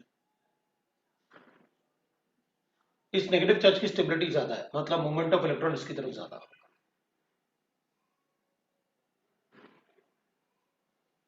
लेकिन अगर कोई कॉन्जुगेशन ऐसे है, मतलब अगर अपन लिखेंगे ना ऐसे डाइपोल मोमेंट, जैसे अपन लिखेंगे that is we are given like this, जैसे अपन को ऐसे कुछ मूवमेंट ऑफ इलेक्ट्रॉन ना, चलो इसको ही कंपैरिजन करते हैं अपन, क्योंकि कोई और एटम अपन इन्वॉल्व नहीं करते। डाइपोल मोमेंट अपन से ऐसे बोल सकते हैं, अगर मेरे पास ये है और ये है, बताओ किसका डाइपोल मोमेंट ज्यादा होगा, तो अपन कहेंगे भाई ये तो हाइड्रोकार्बन है, नॉन पोलर मॉलिक्यूल्स, लेकिन ऑड नंबर वाले का डाइपोल मोमेंट कभी कैंसिल नहीं होता। How can you cancel odd number molecules का डाइपोल मोमेंट? वो सिमेट्रिक कैसे बना सकते हो तुम? इसमें ऐसे है,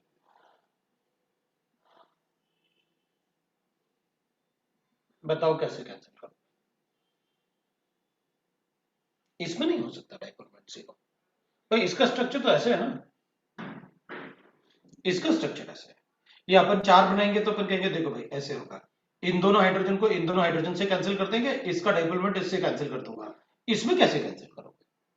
भाई इस CH3 का डाइपोल मोमेंट इस CH3 से थोड़ी कैंसिल हो सकता है, ये हाइड्रोजन तो अलग होंगे ना, ये हाइड्रोजन से मैं CH3 का डाइपोल मोमेंट थोड़ी कैंसिल कर सकता हूं। तो अपन कहेंगे नहीं नहीं मैं दूसरी तरफ लिखूंगा, ऐसे थोड़ी होता है, तो टेट्राहेड्रल है। सर लेकिन CC बॉन्ड का डाइपोल मोमेंट तो 0 ही रहेगा ना, क्योंकि दोनों तो सेम ही एटम है ना, इलेक्ट्रॉन डेंसिटी जाएगी किसके पे? अबे बॉन्ड थोड़ी देखते हैं, ये मैंने पहले बताया था, वो बॉन्ड वो फॉर्मूला जो है ना, it is only applicable for diatomic molecules, ये डायटोमिक थोड़ी है, तो अपन को पता है ना ये sp3 ऐसे स्ट्रेट लाइन में थोड़ी होते हैं, तो sp3 हाइब्रिडाइज्ड है। दोनों नंबर एटम में इलेक्ट्रोनेगेटिव डिफरेंस होना चाहिए ना, कार्बन कार्बन जो आपने बोला, तभी हाँ तो डायपोल है ना, मोमेंट क्रिएट ये होगा। ज्यादा इलेक्ट्रोनेगेटिव है इससे, बताया तो था पहले कि जिस कार्बन पे कार्बन ज्यादा सब्स्टिट्यूटेड होंगे वो ज्यादा इलेक्ट्रोनेगेटिव होगा, एसिडिक स्ट्रेंथ में बताया ना, पहले हाँ बताया ना मैंने कि कौन सा कार्बन ज्यादा इलेक्ट्रोनेगेटिव होता है, किसी ने पूछा तो था, बताया मैंने, जिस कार्बन पे ज्यादा सब्स्टिट्यूशन होगा वो ज्यादा इलेक्ट्रोनेगेटिव है, ज्यादा कार्बन अटैच्ड होंगे जिससे वो ज्यादा इलेक्ट्रोनेगेटिव है। ठीक है, हाँ तो ऑड वाले का कभी डाइपोल मोमेंट जीरो नहीं बताने वाले अपन, अब चाहे कुछ भी कर लो हाइड्रोकार्बन में। ठीक है, अब अपन लिखेंगे 6th पॉइंट लिख लेते हैं अपन, तो इसमें अपन अगर कहेंगे कि भाई इसका डाइपोल मोमेंट अपने पास है, मैं इसको ऐसे लिख लेता हूँ CH2 CH double bond CH, और नहीं इधर डबल बॉन्ड लिखते हैं, और मैं इसको ऐसे लिख लेता हूँ OH और CH2 डबल बॉन्ड CH और NH2। अब पहले तो अपन को ये डिसाइड करना है कि डाइपोल मोमेंट का डायरेक्शन कौन सा होगा, तो अपन कहेंगे देखो भाई इस बॉन्ड की वजह से ये ज्यादा इलेक्ट्रोनेगेटिव है ना, तो मेरा तो डायरेक्शन ये होगा आई इफेक्ट की वजह से, लेकिन मीजोमेरिक की वजह से डाइपोल मोमेंट ये होगा, दोनों में से ज्यादा स्ट्रॉन्गर इफेक्ट मीजोमेरिक। हाँ तो ठीक है, इस डायरेक्शन में अज्यूम करो आप ओवरऑल डाइपोल मोमेंट, क्योंकि mesomeric is more stronger effect, तो इसका डायरेक्शन तो ये होगा, इसका माइनस इफेक्ट भी कम है और मीजोमेरिक ज्यादा होगा क्योंकि पॉजिटिव चार्जेस पे ज्यादा स्टेबल है, मतलब इसका डाइपोल मोमेंट इससे ज्यादा होगा। मीजोमेरिक का डायरेक्शन अपन डीलोकलाइजेशन से चेक करेंगे कि किस तरफ जाएगा। अगर मान लो मेरे पास ऐसे होता तो अपन कहते इसका डाइपोल मोमेंट का डायरेक्शन बताओ, तो अपन कुछ नहीं लिखने वाले, अपन कहेंगे आई वाई इफेक्ट छोड़ो, जो प्रायोरिटी वाले इफेक्ट में जो ज्यादा स्ट्रॉन्ग है वो कंसिडर कर लो। ये लो भाई, अब बताओ क्या करना है, इसका ये है डाइपोल मोमेंट का ऑर्डर, इंडक्टिव इफेक्ट छोड़ दिया मैंने, क्योंकि जब मीजोमेरिक है तो इंडक्टिव की बात क्यों करो, अगर आप दूसरा कोई मॉलिक्यूल दोगे तो मैं उसमें बात कर लूंगा, मैं कहूंगा अच्छा बताओ इन दोनों में ज्यादा डाइपोल मोमेंट किसका है,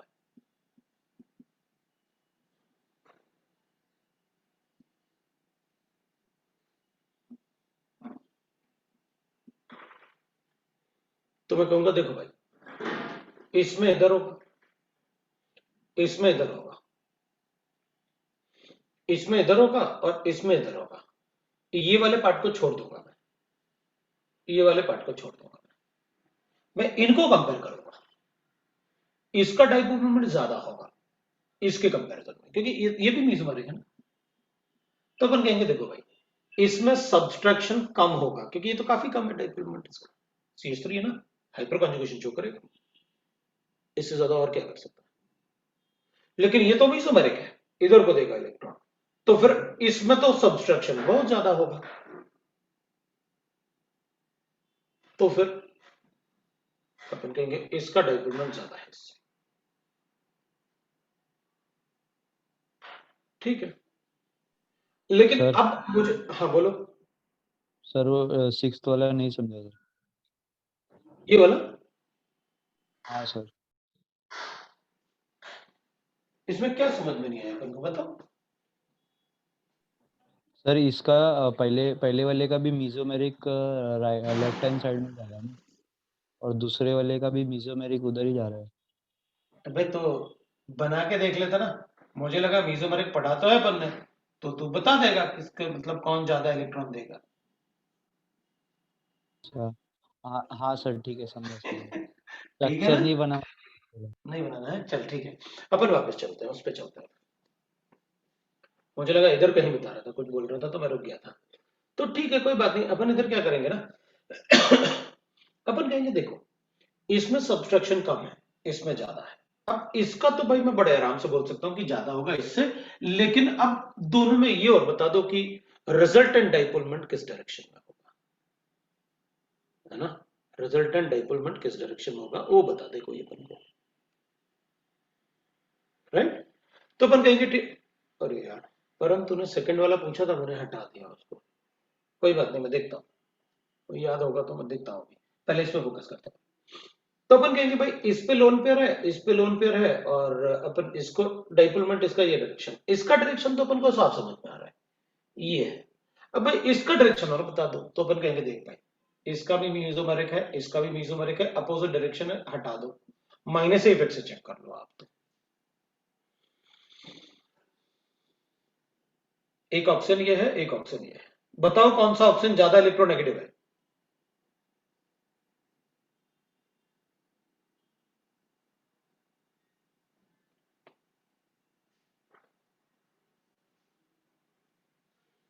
OCH3 वाला। फर्स्ट वाला, OCH3 वाला। बिल्कुल ठीक है, ये मैंने पहले भी बताया आपको कि अगर इलेक्ट्रोनेगेटिव एटम पे जितने ज्यादा अल्काइल ग्रुप अटैच्ड होंगे उतना ज्यादा उसका माइनस इफेक्ट होगा। तो मोर इलेक्ट्रोनेगेटिव इज फर्स्ट वाला, तो अगर वो ज्यादा इलेक्ट्रोनेगेटिव है तो अपन कहेंगे ठीक है, मीजोमेरिक तो दोनों में सेम है, जो ज्यादा इलेक्ट्रोनेगेटिव होगा वो डिसाइड करेगा कि ओवरऑल डाइपोल मोमेंट क्या होगा। तो this is the dipole moment इस ऑप्शन की वजह से, क्योंकि मीजोमेरिक से तो नहीं बता पाया मैं। अब इसका भी माइनस इफेक्ट है ऊपर की तरफ और इसका भी माइनस इफेक्ट है, तो माइनस इफेक्ट कैंसिल करो, इसका माइनस इफेक्ट कम है, इसका माइनस इफेक्ट ज्यादा है, तो रिजल्टेंट अपन ने ऐसे बना दिया।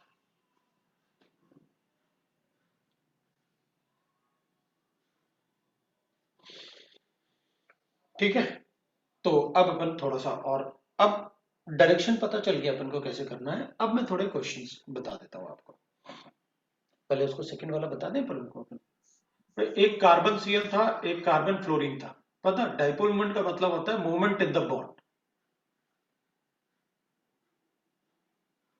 राइट ना, मूवमेंट इन द बॉन्ड। तो अगर अपन मूवमेंट इन द बॉन्ड की बात करेंगे तो इधर तो पहले से ही छोटा बॉन्ड है, इधर बड़ा बॉन्ड है, तो इधर शिफ्टिंग इलेक्ट्रॉन की ज्यादा हो सकती है, इधर नहीं हो सकती। ये पहले ही बड़ा अच्छा इफेक्टिव ओवरलैपिंग है, तो और ज्यादा पास आने नहीं आ सकते, बहुत ज्यादा पास नहीं आ सकते, इसलिए अपन उसको कंसिडर नहीं करेंगे। इसको, इसका डाइपोल मोमेंट ज्यादा होता है। तो ये वाला पार्ट जो है वो अपन थोड़ा सा याद रख लेंगे कि यार सर ने बता रखा है कि एल्काइल क्लोराइड और एल्काइल फ्लोराइड में क्लोराइड का ज्यादा होता है क्योंकि सीएल बॉन्ड लेंथ बड़ा होता है, तो मूवमेंट ऑफ इलेक्ट्रॉन की पॉसिबिलिटी उसमें ज्यादा होती है, इसलिए अपन उसको कंसिडर कर लेंगे। सर वो HF HCl HBr HI वाला ऑर्डर, एचएफ में तो कोई प्रॉब्लम ही नहीं ना, एचएफ में तो ये होगा कि भाई डेल्टा नेगेटिव और डेल्टा पॉजिटिव, ज्यादा पोलैरिटी, ज्यादा इलेक्ट्रोनेगेटिविटी डिफरेंस किस में है, क्योंकि यहां पर बहुत ये तो इलेक्ट्रो पॉजिटिव होता है ना, the most electro positive non metal, मतलब इसकी इलेक्ट्रॉन देने की टेंडेंसी सबसे ज्यादा। भाई इलेक्ट्रोनेगेटिविटी का डिफरेंस भी तो चेक करो आप, 1.9 का डिफरेंस है, बहुत ज्यादा डिफरेंस है इसमें। अब डिफरेंस की, एक तो डिफरेंस इलेक्ट्रोनेगेटिविटी का, दूसरा ये तो चाहता है कि कोई इलेक्ट्रॉन ले जाए उससे, that's why we called it is a proton. इसलिए हाइड्रोजन का कंपैरिजन कभी दूसरे से नहीं करना। बोलो। बॉन्ड लेंथ वाला फैक्टर नहीं देखेंगे? बॉन्ड लेंथ वाला तो फैक्टर अपन ने इसी में ही देखना है, तो क्यों फालतू फिर परेशान होना अपन को, इसलिए तो मैंने वो एग्जांपल उठाया ताकि तुम गड़बड़ ना करो, नहीं तो मैं नहीं बताता कि भाई क्यों बताना है उसको, लेकिन अपन से पूछेंगे यही फ्लोरीन वाला और क्लोरीन वाला, और पूछा तो फिर क्या कर लेंगे, गड़बड़ हो जाएगी, वो एक्सपेरिमेंटल फैक्ट है वो तो, इसलिए तो दोनों को साथ में लिखा, इसको और इसको, ताकि आपको पता रहे कि भैया ये कम है इससे और ये ज्यादा है इससे, इसमें बिल्कुल गड़बड़ नहीं करना अपन को।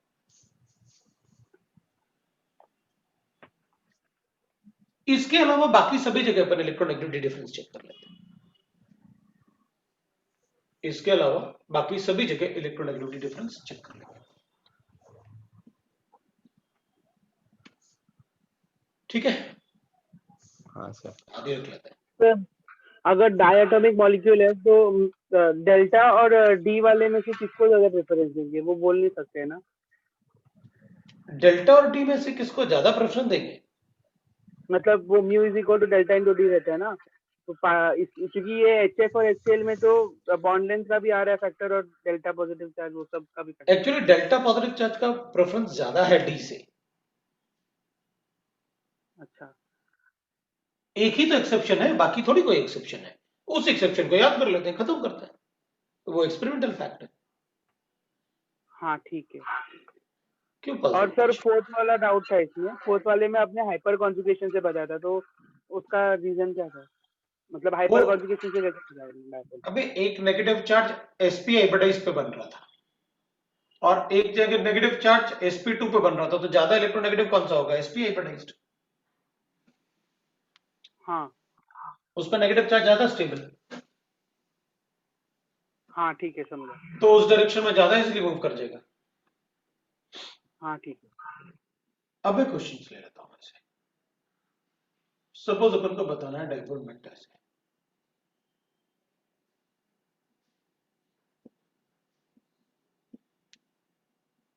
तो अपन कहेंगे भाई इसमें तो कोई प्रॉब्लम नहीं है अपन को, और डाइपोल मोमेंट अगर अपन को पता होगा तो अपन बॉइलिंग पॉइंट भी बता सकते हैं। ये तो नॉन पोलर है ना सारे के साथ, मतलब पोलैरिटी है लेकिन ऑलमोस्ट हाइड्रोकार्बन है ना सारे के सारे, तो अपन बता देंगे भाई इसमें पोलैरिटी सबसे ज्यादा, फिर इसमें इसका बॉइलिंग पॉइंट ज्यादा, इससे इसका बॉइलिंग पॉइंट ज्यादा, उससे बॉइलिंग पॉइंट तो डिपेंड करेगा ना पोलैरिटी पर, डाइपोल डाइपोल इंटरेक्शन। तो अपन कहेंगे इसमें स्टेरिक हिंड्रेंस है वो नहीं है, कंसीडर करोगे? करूंगा ना, वन मॉलिक्यूल के लिए करूंगा। बॉइलिंग पॉइंट का मतलब होता है दो मॉलिक्यूल को सेपरेट करना, ये थोड़ी होता है एक ही मॉलिक्यूल के सारे बॉन्ड ब्रेक करना।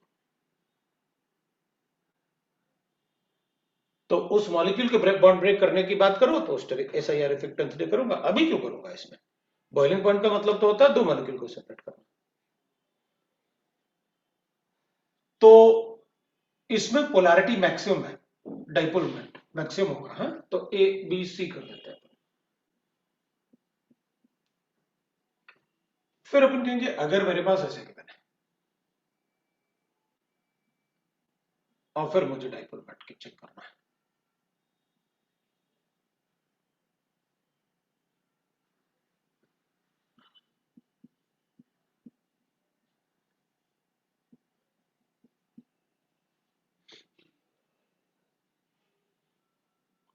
तो अपन कहेंगे भाई इसका डाइपोल मोमेंट इसकी तरफ है, ये मीजोमेरिक है इसकी तरफ, इसका मीजोमेरिक भी इधर होगा, इसका लेकिन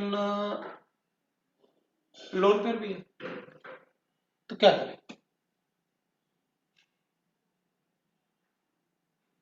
उसका डायरेक्शन क्या होगा?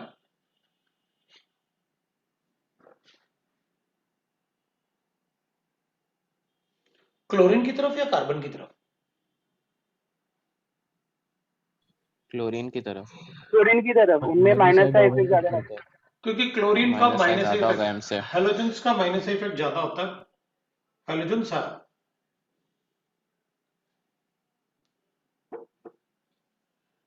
have minus effect more than plus effect.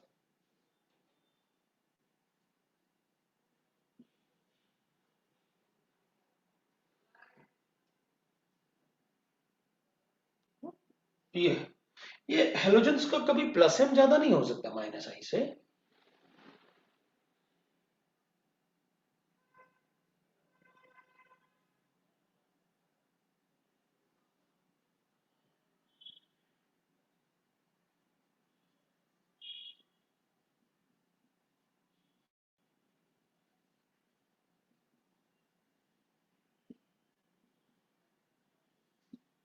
ये एक कंडीशन होगी जिसमें ऐसा होगा। अगर कोई हेलोजन जो है, जो कार्बन और हेलोजन को होल्ड करता है, अगर उसमें पॉजिटिव चार्ज है तो ही इसका प्लस एम ज्यादा हो सकता है माइनस आई से, अदरवाइज हमेशा इसका माइनस आई ही ज्यादा होगा। एक ही कंडीशन है जिसमें इसका प्लस एम ज्यादा हो सकता है, अगर आप ये कंडीशन बना सको तो। मतलब अगर ऐसे होगा तब भी अपन बता देंगे।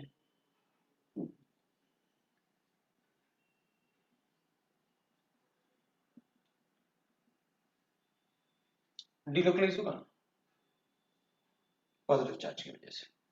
अगर आप इस कार्बन पे पॉजिटिव चार्ज या तो जनरेट कर सकते हो या पहले से प्रेजेंट है, दोनों ही केस में माइनस है, प्लस एम इसका ज्यादा होगा माइनस है, पहले अपन डबल बॉन्ड को शिफ्ट कर लेंगे, पॉजिटिव चार्ज आ जाएगा, मतलब जनरेट कर सकता हूं ना मैं। यही एक कंडीशन है जिसमें आप हेलोजन का प्लस एम ज्यादा बता सकते हो माइनस आई से, बाकी कोई कंडीशन नहीं। मैंने ये नहीं कहा कि अगर मैं ऐसे करूंगा तो अपन कहेंगे हेलोजन है, चलो इसका माइनस आई होगा, तो क्या इसका प्लस एम इफेक्ट होगा? बिल्कुल होगा, मैंने कब मना किया, इसमें इसका प्लस एम इफेक्ट नहीं है, बिल्कुल है भाई। लोन पेयर और डबल बॉन्ड कॉन्जुगेशन में है, और whenever the orbitals are in the same plane, mixing तो 100% होगा, इससे मुझे कोई फर्क नहीं पड़ता, एक्सेप्ट अपन ने जो कंडीशन पढ़ेगी जो इम्पॉसिबल कॉन्जुगेशंस हैं, ऑक्सीजन एंड नाइट्रोजन पे पॉजिटिव चार्ज और उनका ऑक्टेट इनकम्प्लीट, ऐसा कभी हो ही नहीं सकता। ये तो होगा, लेकिन ऐसे होगा, मैंने प्लस एम मना नहीं किया, लेकिन इसका माइनस आई डोमिनेटिंग होगा।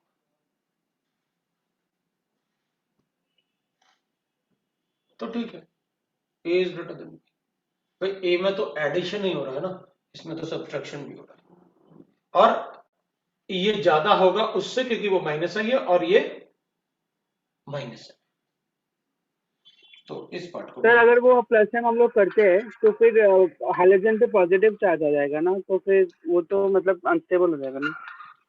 अनस्टेबल हो जाए भाई, आप ये भी तो करते हो तो अनस्टेबल होता है, लेकिन फिर भी मिक्सिंग तो करते हो ना। रेजोनेंस तो स्टेबिलिटी के लिए करते हैं। हाँ, तो मैंने कब कहा कि रेजोनेंस से स्टेबिलिटी मतलब चेंज होती है? बिल्कुल होती है, नहीं होगी चेंज, ये कब कहा मैंने? बिल्कुल होगी चेंज भाई। रेजोनेटिंग स्ट्रक्चर्स में अगर सभी स्ट्रक्चर्स का एनर्जी एक जैसा होता तो पढ़ने की जरूरत क्या थी? फिर स्टेबिलिटी बिल्कुल चेंज होगी, कोई स्ट्रक्चर ज्यादा स्टेबल होगा, कोई कम स्टेबल होगा, लेकिन इम्पॉसिबल स्ट्रक्चर थोड़ी बनाया अपन ने। अगर आप कॉन्जुगेशन करोगे भी तो इस पे पॉजिटिव चार्ज आएगा, the most electronegative atom, octet तो कंप्लीट है, अगर ऑक्टेट कंप्लीट नहीं होता तो अपन बना ही नहीं सकते वो स्ट्रक्चर। हाँ सर समझे।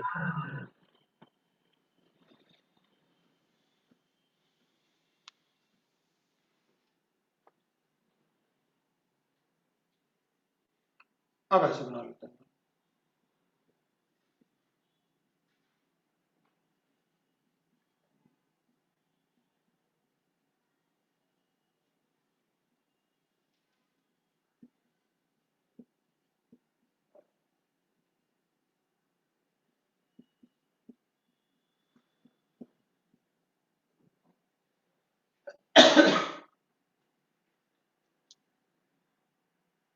अब क्या करें?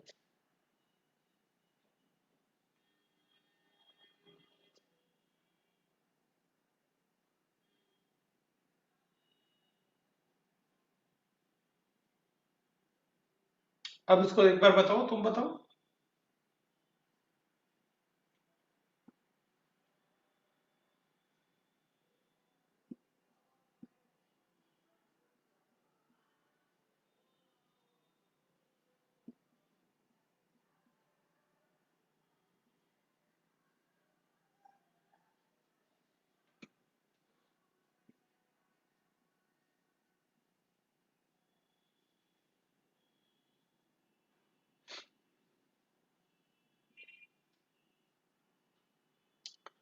अब थोड़ा, अब काफी कुछ बता दिया यार मैंने, अब तो तुम लोग को आ जाना चाहिए। थर्ड वाले का सर हाँ, थर्ड वाले का अब आ जाना चाहिए अपना आंसर। डीसी भी है। DCBA,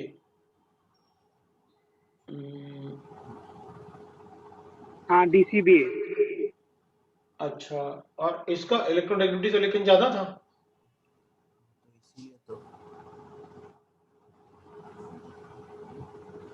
वो मुझे अपनी ये तरफ भी खींचेगा। तो अपन कहेंगे भाई बॉन्डिंग एंगल भी तो 60 है ना, तो ये तो सब में सेम है, सब्सट्रैक्शन तो सबसे ज्यादा इसी का ही होगा ना इसमें, भाई जो वेक्टर्स हैं वो तो ऐसे बन रहे हैं ना भाई, अगर ऐसे होते पैरा पे लिखो तो मैं दोनों वेक्टर को ऐड कर देता ऐसे, दोनों वेक्टर। लेकिन जैसे जैसे इसके बॉन्ड एंगल कम होते जाएंगे, डाइपोल मोमेंट कम होता जाएगा, और 90 पे अपन कहेंगे इसका फैक्टर खत्म हो जाएगा, उससे छोटा होगा तो सब्सट्रैक्शन करना पड़ेगा मुझे। और इसमें तो हाइड्रोजन बॉन्डिंग भी है, तो जो बॉन्ड एंगल होना चाहिए उससे थोड़ा छोटा ही होगा। भाई हाइड्रोजन बॉन्डिंग नहीं होती तो थोड़ा बड़ा होता, हाइड्रोजन बॉन्डिंग है तो और छोटा हो जाएगा, वो तो अट्रैक्ट करेंगे आपस में और सब्सट्रैक्शन हो जाएगा इसका, है ना। तो सबसे ज्यादा डाइपोल मोमेंट जो होगा, अपन ऑब्वियस सी बात है मीसोमेरिक को ज्यादा प्रेफरेंस देंगे, तो अपन लिखेंगे डीसी बी। अगर किसी को डाउट है तो पूछो। अब फोर्थ वाले की बात करें।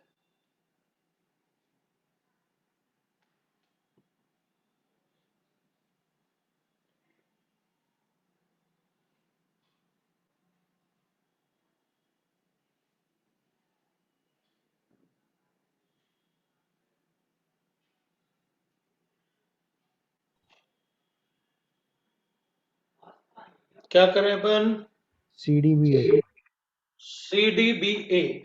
तो भाई एक बार देख लेता हूं मैं, तो ये इधर है, ये इधर है, ये ज्यादा है इससे, ये इधर है, ये इधर है, ये इधर है, ये इधर है, ये इधर है, ये भी इधर है। तो सबसे ज्यादा, क्योंकि अब दोनों में ही मीसोमेरिक है, इसमें तो आई इफेक्ट था, इसमें माइनस एम है, इसका भी माइनस एम है, लेकिन इसका माइनस एम ज्यादा, मतलब डाइपोल मोमेंट ज्यादा, उससे ज्यादा इलेक्ट्रोनेगेटिव एटम भी है, ठीक है, ये ज्यादा होगा उससे। फिर ये इसमें तो सब्सट्रैक्शन है, तो सबसे ज्यादा बिल्कुल सही भाई, मुझे नहीं लगता कोई डाउट है अपन को डाइपोल में। ये लो भाई, हो गया डाइपोल मोमेंट। ये डाइपोल मोमेंट है, कितना भी क्वेश्चन सॉल्व करो, कोई डाउट हो तो बताना मुझे। भाई मैंने आपको कंसेप्ट बता दिया, अब एग्जाम्पल तुम जितने मर्जी चाहे करो, ठीक है ना। सर डाइपोल मोमेंट में ही एक बार वो वाला बता दीजिए ना कि बॉइलिंग पॉइंट कैसे अफेक्ट होता है। अब डाइपोल मोमेंट में क्या होगा, जिसकी पोलैरिटी ज्यादा है उसका बॉइलिंग पॉइंट ज्यादा है, जिसकी पोलैरिटी ज्यादा है उसका जैसे अब ये दोनों है, तो आप देख लो भाई डाइपोल मोमेंट किसका ज्यादा होगा, जिसमें पोलैरिटी ज्यादा होगा। वही सर समझ में नहीं आ रहा है, आप लिंक कैसे कर रहे हो पोलैरिटी और बॉइलिंग पॉइंट को। भाई वंडरवॉल फोर्सेस में अगर डाइपोल डाइपोल अट्रैक्शन ज्यादा है,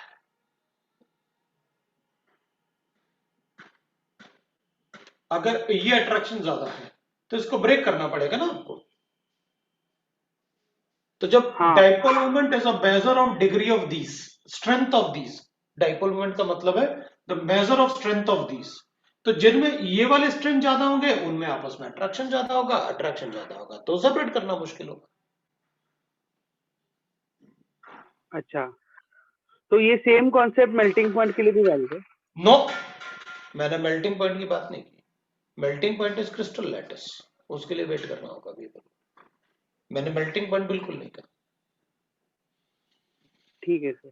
ठीक है, उसके लिए अपन मैं थोड़ा सा और पढ़ेंगे अपन, उसके बाद फिर तुम बोल देना कभी भी मुझे कि सर अब मेल्टिंग पॉइंट, ये GST2 के बाद ही बोल देना कि सर मेल्टिंग पॉइंट भी बता ही दो आपको, मेल्टिंग पॉइंट और बॉइलिंग पॉइंट का मतलब आप बता दो कि कंसेप्ट क्या है, वो कंपेयर करने का तो मैं बता दूंगा कि ये कंसेप्ट है, उससे आप चेक कर लेना।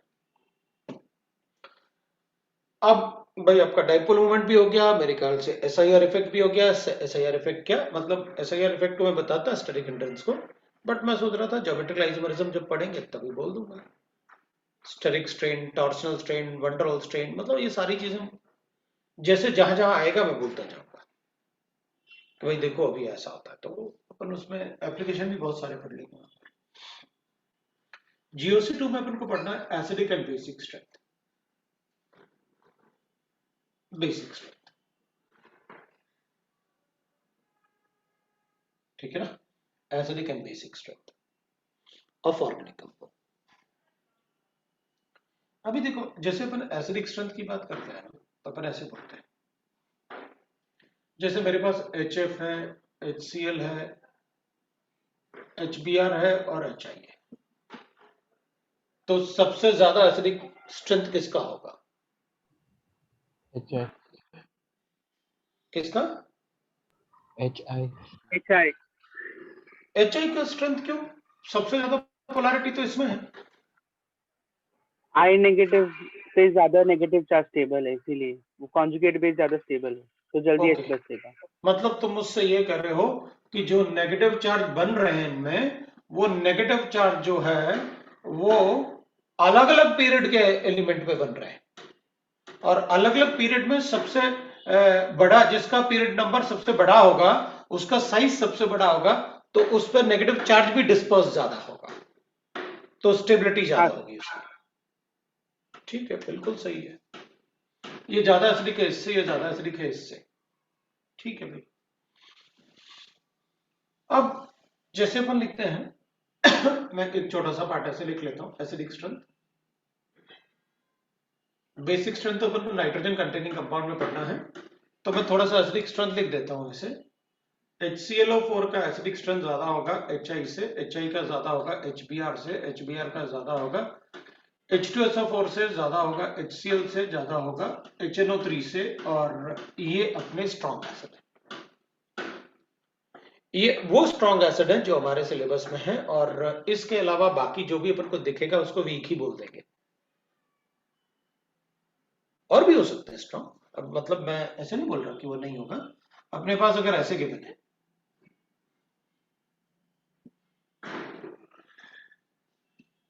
स्क्वायरिक एसिड, अब इसका तो पीके 0.21 होता है,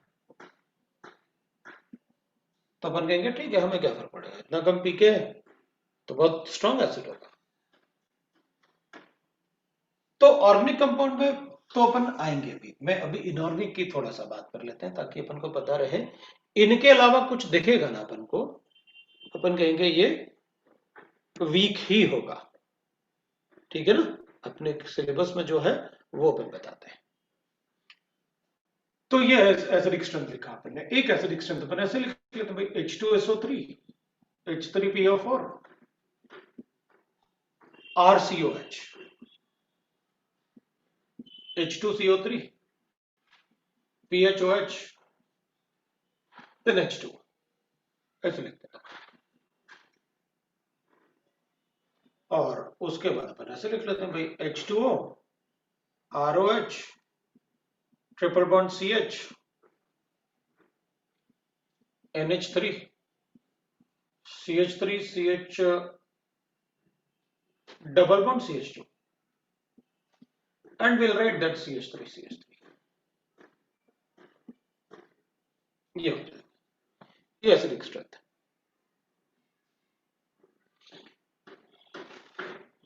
अब ये एसिडिक स्ट्रेंथ है, तो अब ये तो स्ट्रॉन्ग एसिड है, मतलब इनमें अपन क्या पढ़े, मतलब उसमें के वैल्यू तो बहुत ज्यादा होंगे। इनके पीके वैल्यू लिख लेते हैं, smaller the pK value more is the acidic strength.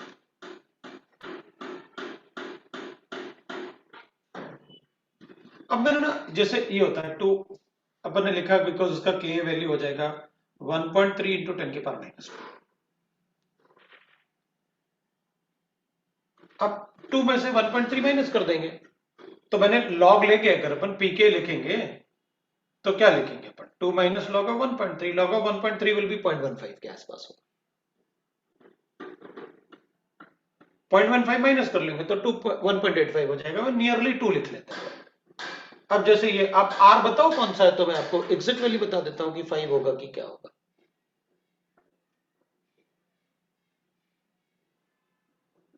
तो अपन बोल देंगे, तो we are able to tell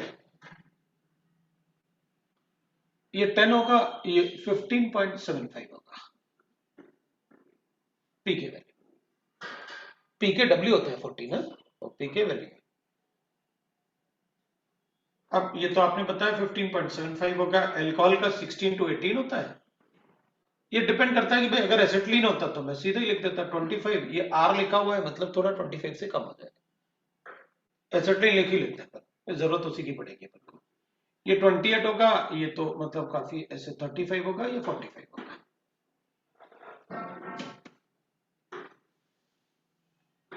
अपन को एक बात पता है, stronger the acid, weaker the conjugated base.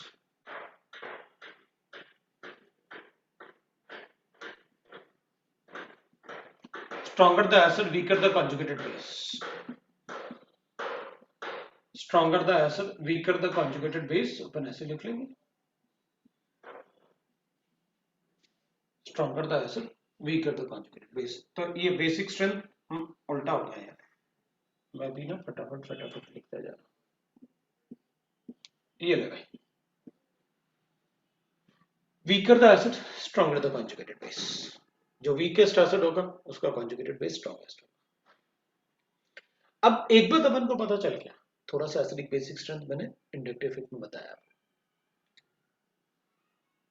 Acidic और बेसिक स्ट्रेंथ में वेरिएबल टू टेल, अगर इस टाइप का कुछ एसिड अपन को गिवन होता है जिनका पीके के बारे में अपन को आइडिया होगा, और आयनिक इक्विलिब्रियम में होता है अपन को आइडिया सारा कुछ, तो क्योंकि आयनिक इक्विलिब्रियम में ऑलमोस्ट यही तो पढ़ते हैं अपन, और थोड़ा और पढ़ेंगे भाई, हाइड्रोक्लोरिक एसिड वगैरह भी होता है, वो सब पढ़ते हैं अपन, बाकी इनऑर्गेनिक में पढ़ेंगे। तो इस टाइप का अगर कोई क्वेश्चन मिलता है तो अपन को पहले से पता होगा यार इसका नियरली पीके कितना होगा। अब कुछ पीके होंगे जो मतलब अपन ऐसे करेंगे कि भाई उनको पढ़ते रहेंगे, जैसे अभी मैंने स्क्वायरिक एसिड के लिए बताया था, काफी ज्यादा स्ट्रॉन्ग एसिड होता है, या अपन को ऐसे कोई कंपेयर करना पड़ा, मैंने इसमें एल्डिहाइड कीटोन नहीं लिखा है, वो धीरे धीरे मैं ऐड भी करूंगा कुछ ऐसे ना, ये छोटा छोटा लिखते हैं अभी ऑर्डर, और बाद में फिर अपन उनको मॉडिफाई करते रहेंगे कि इसमें किसको कहाँ ऐड करते हैं। अब अपन को कभी कभी ऐसे मिलेगा, ये लो भाई मेरे पास ऐसे और मेरे पास ऐसे, अपन से कहा जाए कि दोनों में एसिडिक स्ट्रेंथ बताओ,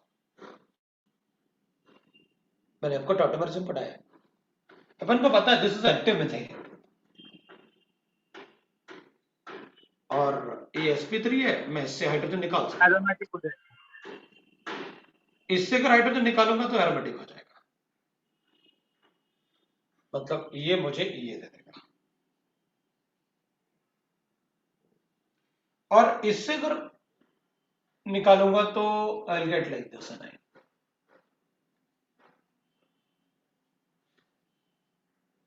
तो ज्यादा एसिडिक अपन से पूछेंगे, बताओ दोनों में से ज्यादा एसिडिक कौन सा होगा? सेकंड दूसरा वाला। वाला। पहले वाला। दूसरा वाला। तो एक तरीके से अपन फंस गए, एक तरीके से अपन फंस गए इसमें। अब इसमें होता तो ये है नो डाउट ज्यादा एसिडिक,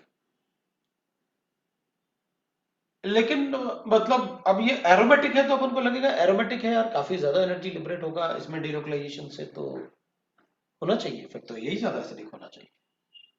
और अपन कहेंगे इसमें नेगेटिव चार्ज ऑक्सीजन पे डिलोकलाइज हो रहा है क्योंकि ऑक्सीजन ज्यादा इलेक्ट्रोनेगेटिव होता है, तो वो भी हो सकता है भाई। इसमें भी नेगेटिव चार्ज 3 जगह डिलोकलाइज है, इस पे और इस पे, इसमें भी नेगेटिव चार्ज 3 जगह डिलोकलाइज है, तो दोनों में से ज्यादा एसिडिक हो सकता है। तो अपन कहेंगे अगर मान लो ये नहीं होता तो फिर अपन इसी को ज्यादा एसिडिक बताते इससे। फिर आप मुझे बताओगे ना, अगर ये नहीं होगा तो आपने कहा ना अभी थोड़ी देर पहले कहा ना आपने कि एल्डिहाइड कीटोन का भी पीके बताओगे,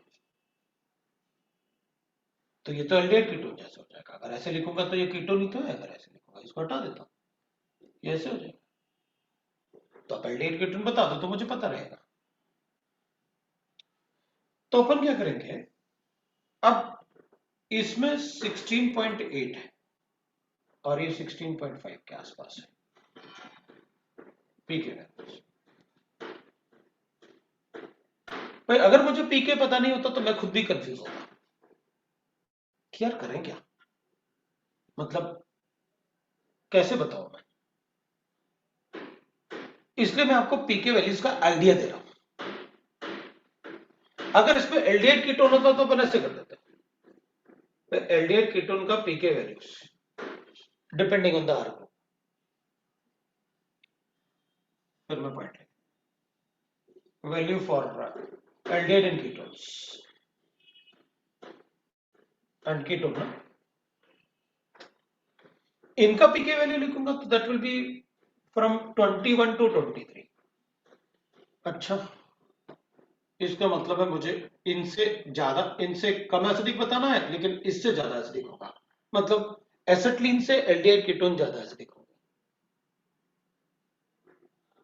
एसिटिलीन से ज्यादा एसिडिक होंगे। वो ऐसे फिर ज्यादा बड़ा बन जाता है ना ग्रुप, इसलिए मैं ऑर्डर इसलिए नहीं लिखा था। सर बोलो।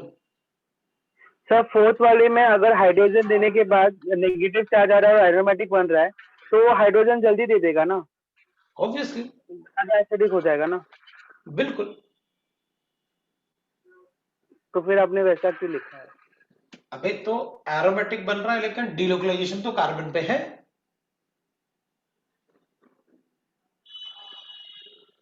डीलोकलाइजेशन तो कार्बन पे है, इसमें नेगेटिव चार्ज ऑक्सीजन पे भी डीलोकलाइज हो रहा है ना, 2 ऑक्सीजन पे।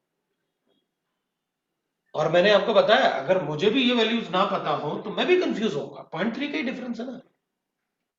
मेरा बताने का रीजन तो ये है कि अब मुझे कोई ये नहीं बना सकता कि बताओ अच्छा सर ने मुझे बताया था कि नेगेटिव चार्ज ऑक्सीजन पे डीलोकलाइजेशन हो जाए तो वो ज्यादा एसिडिक हो जाएगा, तो मेरे वो पार्ट खत्म हो गए, क्योंकि यहां वही होता है एल्डिहाइड कीटोन में। तो ये सर ने तब बताया था जब वो एक्टिव मिथाइलिन ग्रुप हो, मतलब सर इस नेगेटिव जगह। चार्ज ऑक्सीजन पे डीलोकलाइज होने से वो एसिडिक कैसे मिले जरा, वो समझ में नहीं आ रहा। अबे तो अभी थोड़ी देर पहले खुद नहीं तो बोला, वो तो मतलब कंसेप्ट सीखना, ऐसे क्यों सीख रहा है कुछ भी। ले, दोनों में एसिडिक स्ट्रेंथ कैसे बताएगा, मुझे नहीं पता क्या है। मैंने तो एनाइन हाँ बना के ठीक देख है, लिया, जिसमें एनाइन ज्यादा स्टेबल वो ज्यादा एसिडिक, हाँ ठीक है। राइट ना। ये तो थंब रूल है ना अपने लिए कि भाई जिसमें एनाइन ज्यादा स्टेबल बनेगा उसका एसिडिक स्ट्रेंथ ज्यादा होगा। तो इसमें तो आयन पहले वाले में स्टेबल बन रहा है ना, एरोमेटिक बन रहा है ना। तुम कैसे कर सकते हो कि इसमें एरोमेटिक बन रहा है इसलिए ऐसे। मैंने तुमसे पूछा बताओ इसमें एरोमेटिक बन रहा है इसमें नहीं बन रहा, बताओ ज्यादा एसिडिक कौन एरोमेटिक वाला। है। तो ये ज्यादा एसिडिक थोड़ी होगा फिर, HCl तो ज्यादा एसिडिक है।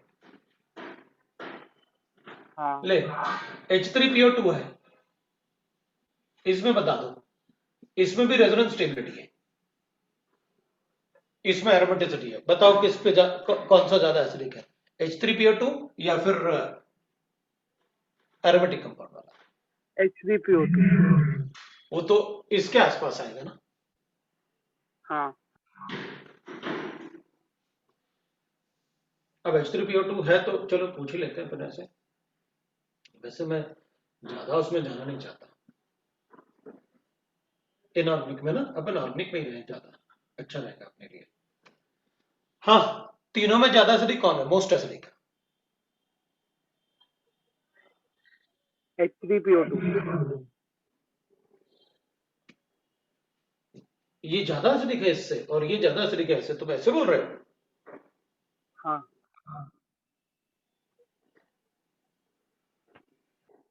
तो सही बोल रहे हो।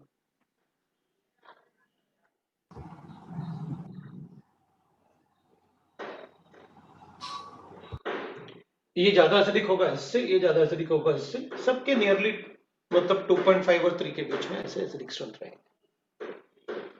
और उनका रीजन वही है कि अगर इसमें प्रोटॉन निकालोगे, थोड़ा सा क्रॉस कॉन्जुगेशन है, डीलोकलाइजेशन अच्छा नहीं हो पाएगा। ये भी कॉन्जुगेशन है ना डबल बॉन्ड के साथ, उसमें कोई क्रॉस कॉन्जुगेशन नहीं है, इसमें सिर्फ एक ही कॉन्जुगेशन है, लीनियर कॉन्जुगेशन। रेजोनेंस एनर्जी ज्यादा होती है, इसलिए उसका एसिडिक स्ट्रेंथ थोड़ा सा ज्यादा होता है, उसका नेगेटिव सर, चार्ज तो ज्यादा अगर हम लोग के पास अगर ऐसा कंपाउंड है जिसमें स्टेबिलिटी ऑफ एनायन देखना है, तो एसिडिक स्ट्रेंथ के लिए हम लोग पहले स्टेबिलिटी ऑफ एनायन को प्रेफरेंस देंगे कि नेगेटिव चार्ज कहाँ पे हो रहा है उसको प्रेफरेंस देंगे? आप तो स्टेबिलिटी ऑफ नेगेटिव एनाइन देख सकते हो, बिल्कुल, आपको कुछ नहीं चेक करना। हाँ ठीक है, तो उस हिसाब से तो पहले वाले में स्टेबिलिटी ऑफ एनायन ज्यादा है ना, किस वाले में? एरोमेटिक बन रहा है, वो एरोमेटिक बन रहा है इसलिए स्टेबिलिटी ऑफ एनायन उसमें ज्यादा है ना। तुमको कैसे पता कि एरोमेटिक कंपाउंड ही सबसे ज्यादा स्टेबल होते हैं? ये आपने किसने कहा बताया। कि एरोमेटिक कंपाउंड ही सबसे ज्यादा स्टेबल होते हैं? अब ऑर्गेनिक कंपाउंड में रिलेटिवली आप बोलते हो कि रिलेटिवली बाकी कंपाउंड के कंपैरिजन में अगर रेजोनेंस फिनोमेना है और एरोमेटिक रिएक्शन है, भाई इससे ज्यादा स्टेबल तो ऑक्टेट कंप्लीशन वाले होते हैं, वो तो आप नहीं बोलोगे फिर, वो भी तो है ना। तो ऐसे थोड़ी है कि एरोमेटिक कंपाउंड अब हमने पकड़ के बैठ गए, नहीं भाई एरोमेटिक बन गया, हो गया अभी, अपन ने ये कहा कि कहीं एरोमेटिक बन रहा होगा तो रिएक्टिविटी ज्यादा हो जाएगी उसकी। अपन ने ये कहा कि एरोमेटिक बन रहा है तो अपन उसे इजीली बना देंगे, उसकी रिलेटिवली फॉर्मेशन की टेंडेंसी ज्यादा होगी अदर्स के कंपैरिजन में। लेकिन हमेशा हार्ड एंड फास्ट रूल वही बना के बैठ जाएंगे, ऐसा नहीं है, तो बिल्कुल नहीं है। वही तो क्लियर कर रहा हूं, ये जो आपको इतना सारा बता रहा हूं वही क्लियरिटी के लिए बता रहा हूं कि भैया ऐसे नहीं करना कि चलो एरोमेटिक बन रहा है सब एक तरफ रख दो, अब तो ऐसे नहीं करेंगे। हाँ ठीक। वो कार्बन पे डिलोकलाइज हो रहे हैं। इवन अगर अपन कहेंगे कि भाई देखो इसमें ये एरोमेटिक है और इसलिए मैंने पीके वैल्यूज लिखे कि आपको कोई कंफ्यूजन नहीं होना चाहिए, और नहीं सर जो बता रहे हैं पता नहीं इसमें ये पहले हो सकता है, या इसमें कार्बन पे नेगेटिव चार्ज है, इसमें नाइट्रोजन पे नेगेटिव चार्ज है, तो मतलब सर को कोई कंफ्यूजन हो गया होगा, इसलिए मैं पीके वैल्यूज लिख रहा हूं ऑथेंटिसिटी के लिए। तो नंबर दिखेगा ना तो आपको पता रहेगा कि अच्छा सर ने ना नंबर न्यूमेरिकल डाटा बताया था अपन को, अब कैसे गलत हो सकता है। ये नंबर नहीं लिखूंगा तो अपन को थोड़ा कंफ्यूजन, इधर कार्बन पे नेगेटिव चार्ज है, इधर अमोनिया है, अब भाई सारे हाइड्रोकार्बन आपने इधर लिख रखे हैं, इसका मतलब है सारे हाइड्रोकार्बन बेसिक होते हैं, इनका पीएच ग्रेटर देन 7 होता है। हाँ क्योंकि वाटर के बाद लिखे हो सारे हाइड्रोकार्बन जो है, अगर CH बॉन्ड है एसिटिलीन मतलब ट्रिपल बॉन्ड वाला CH बॉन्ड, डबल बॉन्ड वाले और सिंगल बॉन्ड वाले, वो सारे के सारे एसिडिक होते हैं। वो सारे के सारे मतलब एसिडिक ऑर्डर ये वो सारे के सारे पीएच ग्रेटर देन 7 होगा उनका। रीजन आपने उन सबसे ज्यादा एसिडिक तो वाटर को बताया। तो अपन कहेंगे अच्छा ऐसा हमेशा अज्यूम करना है, मैंने कब कहा कि ऐसा अज्यूम करना है, भाई आपकी मर्जी, आप कहोगे नहीं मैं तो ऐसे करूंगा, लो भाई आप तो तुमने मुझे ये लो ये हाइड्रोकार्बन है, अब बताओ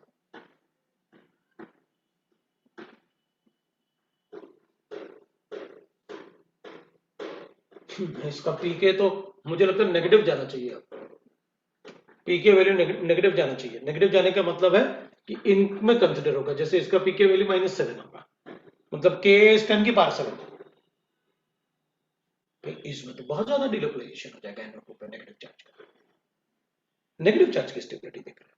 और मैंने आपको ये बताया है कंसेप्ट, इसलिए मैंने यहां लिख के नहीं बताया, वो कब बताया, हाँ तो बताया था ना जब आपको टॉटोमेरिज्म पढ़ाया कि अगर इसकी जगह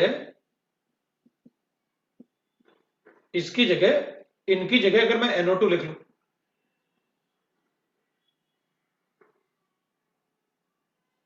है ना, इसकी जगह अगर मैं NO2 लिख लूं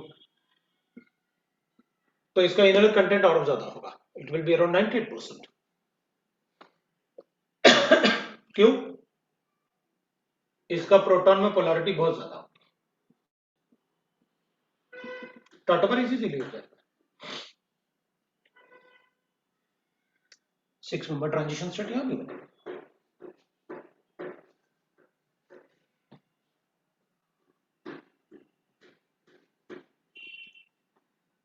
बस सर ये जो भी वैल्यूज है याद होंगे तो अच्छी बात है, लेकिन जहां कंफ्यूजन होगा वहां तो अपन को देखने चाहिए ना।